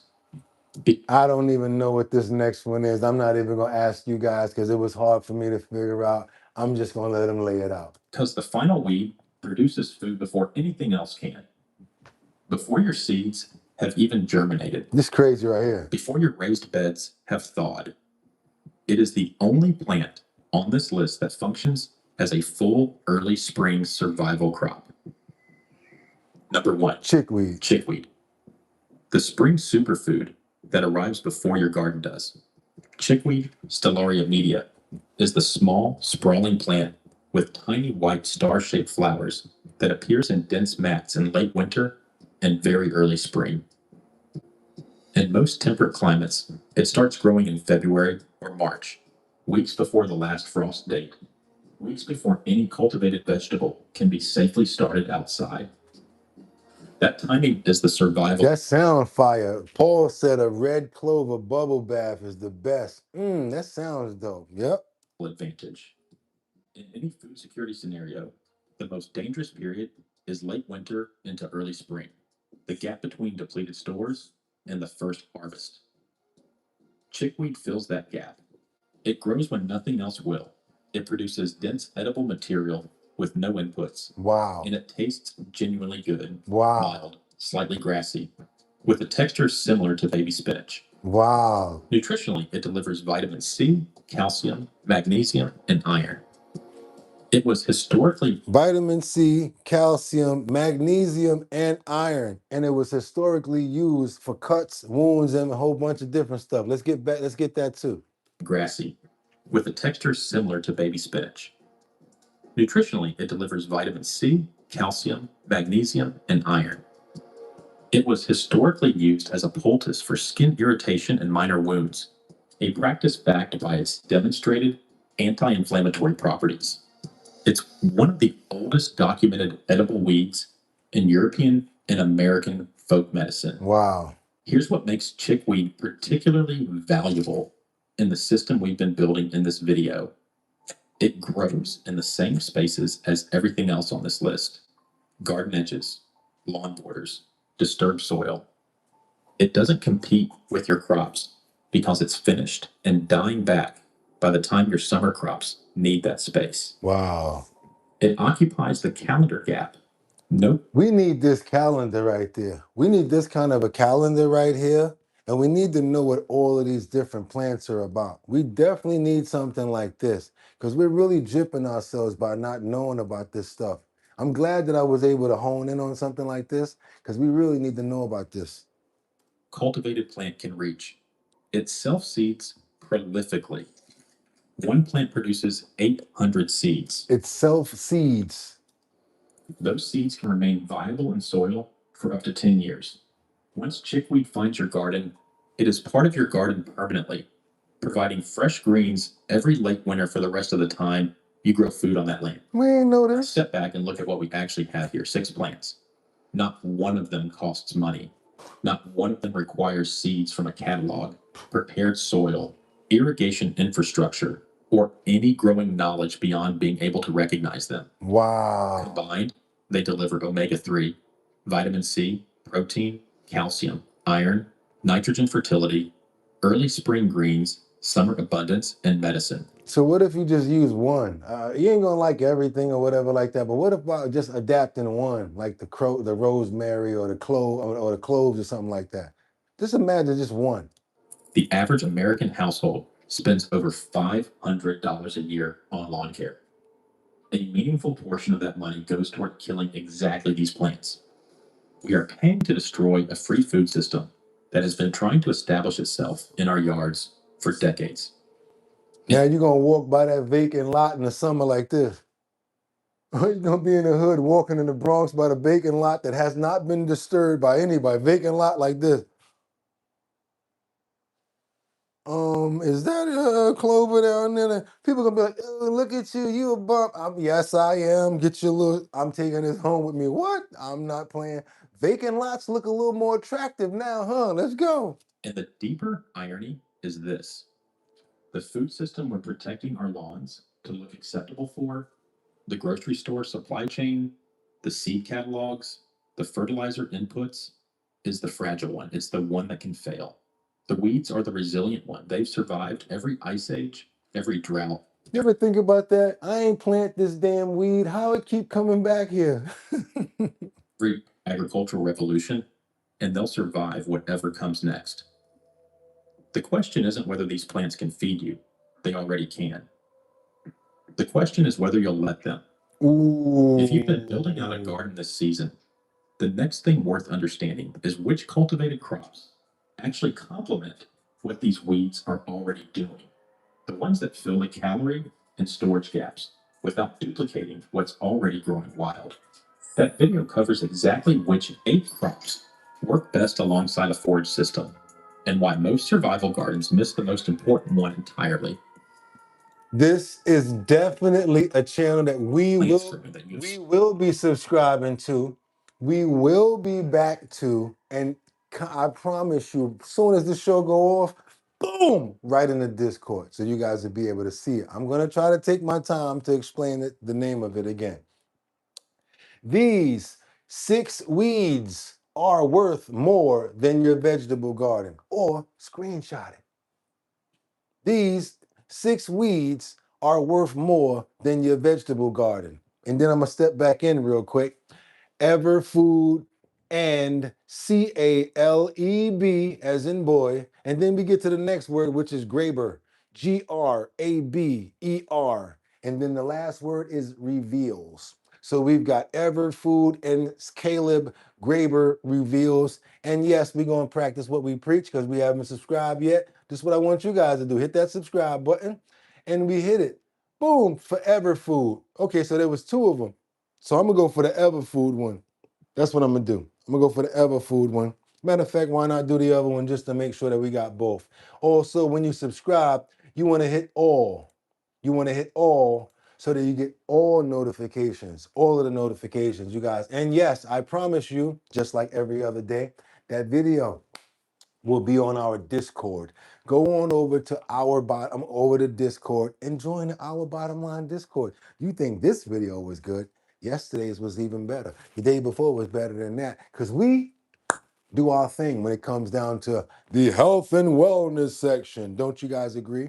I think that was a fantastic episode. I really hope and pray. I'm gonna really mean it too. I hope and pray that everybody here got something out of that video. Hope I'm not wasting people's time. I hope that we're getting a better understanding of other places that we can get food from, as well as medicines. Because guess what? We can definitely heal ourselves from our own gardens, as well as feed ourselves too. Beautiful. Amen. Wouldn't it be dope, Collective or Kendra or one of you guys that actually have a garden like Eric Cooley to not only have food sources that are being grown like carrots and things like that and tomatoes, but also able to make your own medicines? That'd be real cool. I think it is. That's when you're real dangerous. You don't really need to mess with nobody. I bet your medical bills will be lower than everybody else's too. Let's keep on moving forward, you guys. What else you got for me? What else you got? Well, we should really pray over our food before meals too. You're right about that. It would be Eric's Gardens looking amazing. Yeah, that guy's got a dope garden, right? Yes, yes, sir. I'm working on that. That's right. We got to get working, you guys. My garden is coming along. We got a little bit of sacrifices. They couldn't take the weight, whatever. I had to move it to another location. We will be doing a spotlight. What's tomorrow? Friday. Let's do a spotlight on Saturday. I'll take you guys into the garden and let you see the progress of my garden and what's going on with the climbing cucumber wall. But I got to tell you guys, it's so hard. It's not really easy to grow at home. I'll be honest with you. I always tell you guys the truth. It's not as easy as we wish it to be. And you need the right lighting and the right airflow too. Don't think you can just lock them in a room. You want to make sure that there's some air flowing in there. Let's keep on moving forward because you know what we're about around here. Love. And that's how we represent. Let's get on over to the stray pity. We got a pity right here who was rescued and then helped rescue her twin. You guys, people like this, all I want to say is when angels show their wings, I appreciate you so much. And when you save a dog or save an animal, that's what you are to me. Thank you so much. If you ever saved an animal or brought or fostered a dog or a cat, you all aces with me. Let's keep on moving forward over here, you guys. I want you to see this group of people. They go out and they save dogs. This particular time they were out saving dogs. They had a stray pit bull that they rescued. And that pity helped to save their terrified twin an hour later. Let's get on over to this video from the dodo. You know we love our dogs. This stray pitty has no idea that she's going to rescue another pitty in an hour. Best job in the world, first of all. I love it. Throw it. When I saw this pitty immediately go after the stray dog community, I knew I had to show you guys. Yeah. These rescuers from the KG Foundation were just driving down the road when they spotted Now watch her eyes, how pretty her eyes are, this pity. this white blob running all over the street. Just sit down. After a couple of attempts, they finally leashed her up. And when she knew she was safe with them, she immediately became the biggest love bug. Oh, you look like she's so cute. But not even 20 minutes later, they saw another white blob running up and down the road. It was more scared than the first girl pup and wouldn't even get close to them. So she was scared than the first pup and wouldn't get close to him. That is, until they took Miley out of the van. Look at it. It's your girlfriend. It's your girlfriend. She likes us. Come here. Yeah. Sorry, one girl over. Come here, baby mom. Come here, baby mom. Hi, handsome. I love this. Come here. It weighs spookier than he is. Oh, yay. Are these your dogs? No. Okay. If you could just give us some distance while we try to grab him. They like you or no? I don't know. Okay. Okay. Well, they're cute. Come on, get your baby mom. I gotta go cold. Like the one that don't have the leash. Come here, buddy. We'll get him. It's all right. Baby. They were able to leash him and They got him. get off the roads only because he felt comfortable enough to get close around another dog. They got him. No, we're foster based. Come here. Miley was rescued and then immediately paid it forward to Tucker. There, go piggy. Show your boyfriend. Bye, buddy. Bye. I know. It was so cold out there, they were able to get them in that van, you guys. It was cold out there. Miley was lucky enough to be adopted to a home that is obsessed with her. She lives on so She got adopted immediately. much land and is able to run free and get dirty wherever she pleases. But the best part is that she was adopted by a family whose dog looks just like Tucker. All three of them love each other so much. Tucker's family also cannot get enough of him. His family is also made complete by a dog who looks just like Miley, his rescue angel. They spend their days playing until they're tired enough to snuggle and nap the afternoon away. They will never be running up and down the streets and scared again. See? All you got to do is find the right people and they'll take them. They didn't stay together, but they both got mates and they both happy. Right here, you guys, Jordan and KG Foundation. The Jordan and KC Foundation. You know what? Jordan and KC Foundation gonna get some money from us this month. Let's go. How we do that? Let's go Shift, Command, and yeah, we gonna send Jordan and Casey some of that money you guys been tipping with. I can't keep it all, and I would love for them puppies to get some dough. So yeah, that's how we do it around here. Don't need nobody to tell us what to do. Jordan and KG, Jordan and the KG Foundation. Yeah, we gonna send them some donations to help with some dog food or maybe some leashes or whatever like that. Yeah, we help out. I even got some cages in here. If anybody in New York wants some cages, I have big dog cage, I got a medium-sized dog cage, and I got a small dog cage. Anybody wants it, hit me up at bridgethisllc@gmail.com. If I gotta ship it, you guys are paying for the shipping. Telling you now. But if you want it, you can have it. That's how we rock around here. We gotta help and save the animals, you guys. No kill shelters, foster homes. That's right. And yes, Bugatti, you did say you was gonna walk some dogs a couple of weeks ago. We still ain't see that video, did we? Because I ain't do it yet. So now I got to go do that because I don't call myself out for nothing. We got to practice what we preach. Let's keep on moving forward, you guys. We got one more. And yeah, I love dogs. Let me see something real quick. I'm going to do it. I'm going to do it because this was a cold one too. And it was saved. Anytime an angel shows their wings, I like to share it with you guys. So I'm not going to show you anymore because you know I got them. But this one I have to show you. They received a message from a girl that that this dog has been on a homeowner's porch for 12 hours in the snow. They received this report. So they had to go get this little baby. They went and got him. Hi, baby girl. Hi, mama. Hi, honey. So she basically got on the porch pillows and got as much as she could because they wasn't gonna let her in the house, but she was able to get on these people's porch and they let her stay out there for as long as they could. 12 hours she's been out there.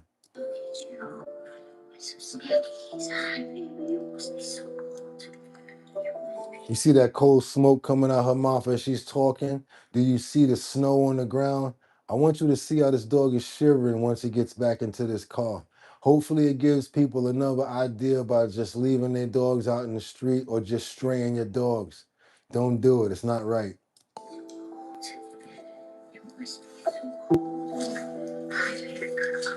And she immediately let her take her. Oh, you're so sweet.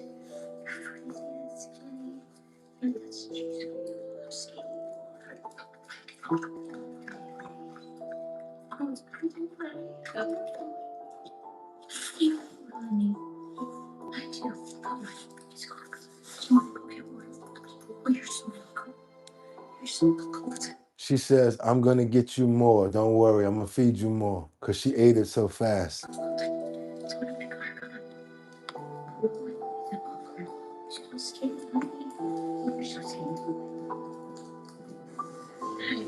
Girl, you're so cool. Where's your tea?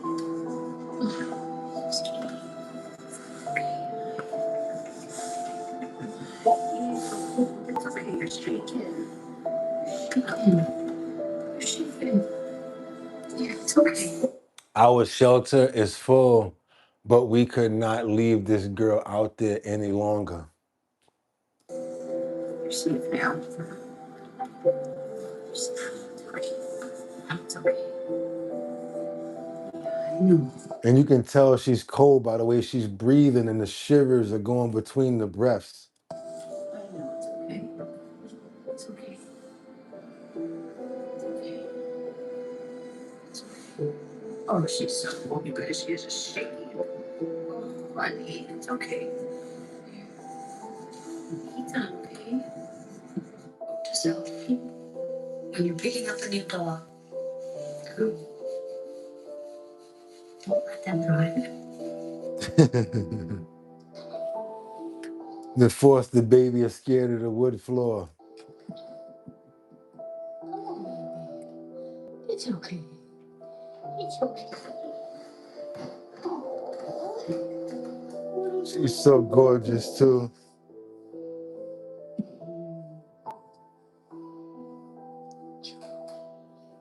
Yeah, y'all know I can do this all day, but I'm just so happy that she found her, that she brought her in, and that she's fostering that dog.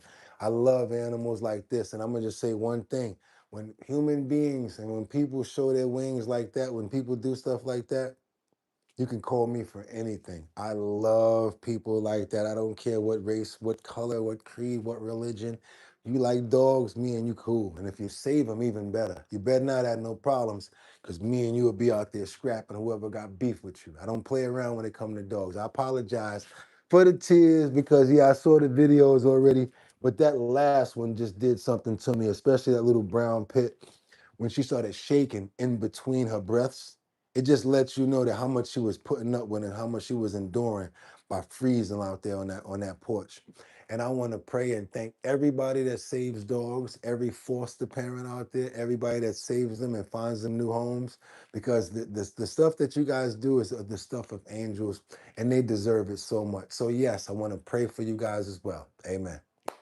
And yes, you guys, y'all ready? Because you know what we got to do. We got to get those promos out. If you're already a member of Our Bottom Line, if you've already subscribed, all you got to do is email me at bridgethisllc@gmail.com, and I will make sure that your promos get up in the post notification area. That's right. You got to send it over. It got to be 1080 by 1080 in order to fit inside the post notification area. And yes, we have secured those locations for what? The Show Your Talent search. We have now added not just 4, but there will be 9 locations that we will be bringing up. That's right. I thought it was 4. People are like, wait a minute, what about my store? What about my store? What about my store? So every single borough will probably get hit 2 times with the Show Your Talent search. That's the talent search that we're doing in Manhattan, Bronx, Brooklyn, Queens, and Staten Island. Myself and my DJ, formerly of Black Ink Crew, DJ Don Dada. That's right, you guys. Myself and DJ Don Dada are going to be pulling up at a liquor store near you, a lounge near you, at a restaurant near you in all 5 boroughs. What are we going to be doing? It's called the Show Your Talent search, where we let random people come in, and if you got talent, boom, you could win $250. After we get everybody together, we're going to do one big competition where one person walks away with $1,000. That's right, you guys, $1,000 on top of that 250 you're going to be able to walk away with. And if you want to be a part of the Show Your Talent search, do me a favor and understand one thing. It's not just about singing and dancing, because talent is talent. You can have a painting and you'll win. You can have some food and it just tastes so good that, you know what? Boom, blue ribbon goes to you. So don't limit yourself when it comes to talent and say, oh, I probably can't be a part of that talent show. It must be about singing and dancing. No, it's not. It's about overall talent, because we want more people to be involved. And if you want to be involved and be a part of the Show Your Talent search, all you got to do is go over to the website, www.drinkbigdrip.com. That's 2 G's and 2 P's. I do it again, www.drink. Boom, boom, boom, boom, boom. BigDrip.com. You got to go over to the first page. There's an email slot there. Put your email address in there like Kendra did, like the other people did, because I got a nice list going on now. You know what's going to happen? As soon as we get the locations, boom, we're going to be sending you guys the locations of where we're going to be at, so you can pop up. Or you can watch us live here, because we always go live. And yes, we got a special announcement that we're about to make, but we're going to wait till next week to make that announcement, because we still got to wait for the ink to dry. We got some announcements coming up, and you guys are going to love what I got to tell you about this. That's right, you guys. The Show Your Talent search, all 5 boroughs. Let's see if you have a chance to win. And guess what? It's time to get those prayers in the air. It's Thursday. We'll see each other again tomorrow if God spares our life. But we got to get those prayers in the air first and let Him know that we thank Him for the day, for coming together here, for being together as one, for having a fantastic health and wellness section that I really pray and I hope that you guys got a lot out of. I want to pray for your health. I want to pray for happiness. I want to pray for good feeling. I want to pray for good spirit and understanding. And yes, we got to pray for love as well as our animals. That's right, you guys. 55 Coffee House, I'm praying for you. Liberty and justice as well. Colessive, I'm definitely praying for you. Brian, that's right. I see you there too. Miss Keisha, also praying for you. Also, who we got in here? Winter Rising. Good work today, Winter. Thank you for holding it down. Also, we got Audrey in here. Jolena, thank you for really holding it down. New member, but guess what? Standing out. Love the way that you're doing it so much. Also, who else that we got here? Mary Tanner, thank you. Also, brand new. Beyond Ether, holding it down as well. Who else we got? Guy and Elsa. Dustin Michaels. I hope you guys got a lot out of the health and wellness section. You guys, Colessive, I know you did. Okay, who else we got in there? Batty Lynn. Can't forget about Miss Keisha. Can't forget about Audrey Durham. And we definitely can't forget about Rebecca Lon Yin Bueno chiming in from Grand Rapids, Michigan. Rose CLE. Got prayers going up to you, Dustin, as well as Checked Out for Real. And you know we can't forget about Batty Lynn. Got that audio working all the time. Batty, how you doing? You said you weren't feeling good the other day. I hope you're feeling 1,000% better now. Then we don't forget. We don't forget. We care about our friends. G.A. Bunny holding it down, knowing your stuff. Get you a glove and stay here. We want you to stay. We like you. Keep on moving forward, Raymond. Colessive. Can't forget about Audrey. And we know we got to say some freestyles here because they're not here right now. Let's make sure we're showing some love to Teddy. Let's make sure that we're showing some love to Justin and Jordan. Can't forget about Mega Dub. What about my brother KC Ramos in the building? Got to make sure that he's covered out there. What do you call this, you guys? It's called consideration. You're praying for somebody and you're showing love while they ain't even around. That's what we call consideration. Not only that, want to make sure that we're showing love for Terry. Can't forget about Angels Among Us, Winter Rising, Sam Champion. Also, everybody else who always comes to our show, VG, all of you guys that show massive love. Miss Keisha, Winter, GA Bunny, 55 Coffee House, Lisa Roy. Thank you so much. And I want to see what's up with that recipe. You said something about honey coffee or whatever like that. Sounds interesting. Amen. With that being said, you guys, y'all know what the deal is. We're going to be right here tomorrow for what? Another bang out show because we don't do nothing but that. We keep you uploaded on trending topics. We keep you up to date on current events and much, much more. And again, we hope that you guys have any ideas for the health and wellness. I take ideas too. All you got to do is email me at bridgethis llc@gmail.com. That is bridge this llc@gmail.com.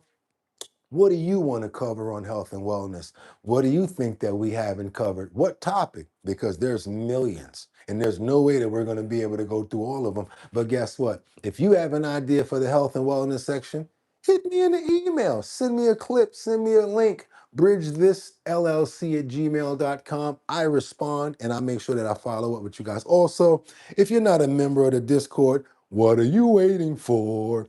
You had a lot of fun here today. Excuse me. You can do the same thing on Discord because Discord doesn't stop. We have a phenomenal family. I could not do it without any one of you guys. Thank you guys for coming in. All of the new members, you just let me know that we have a good show by staying.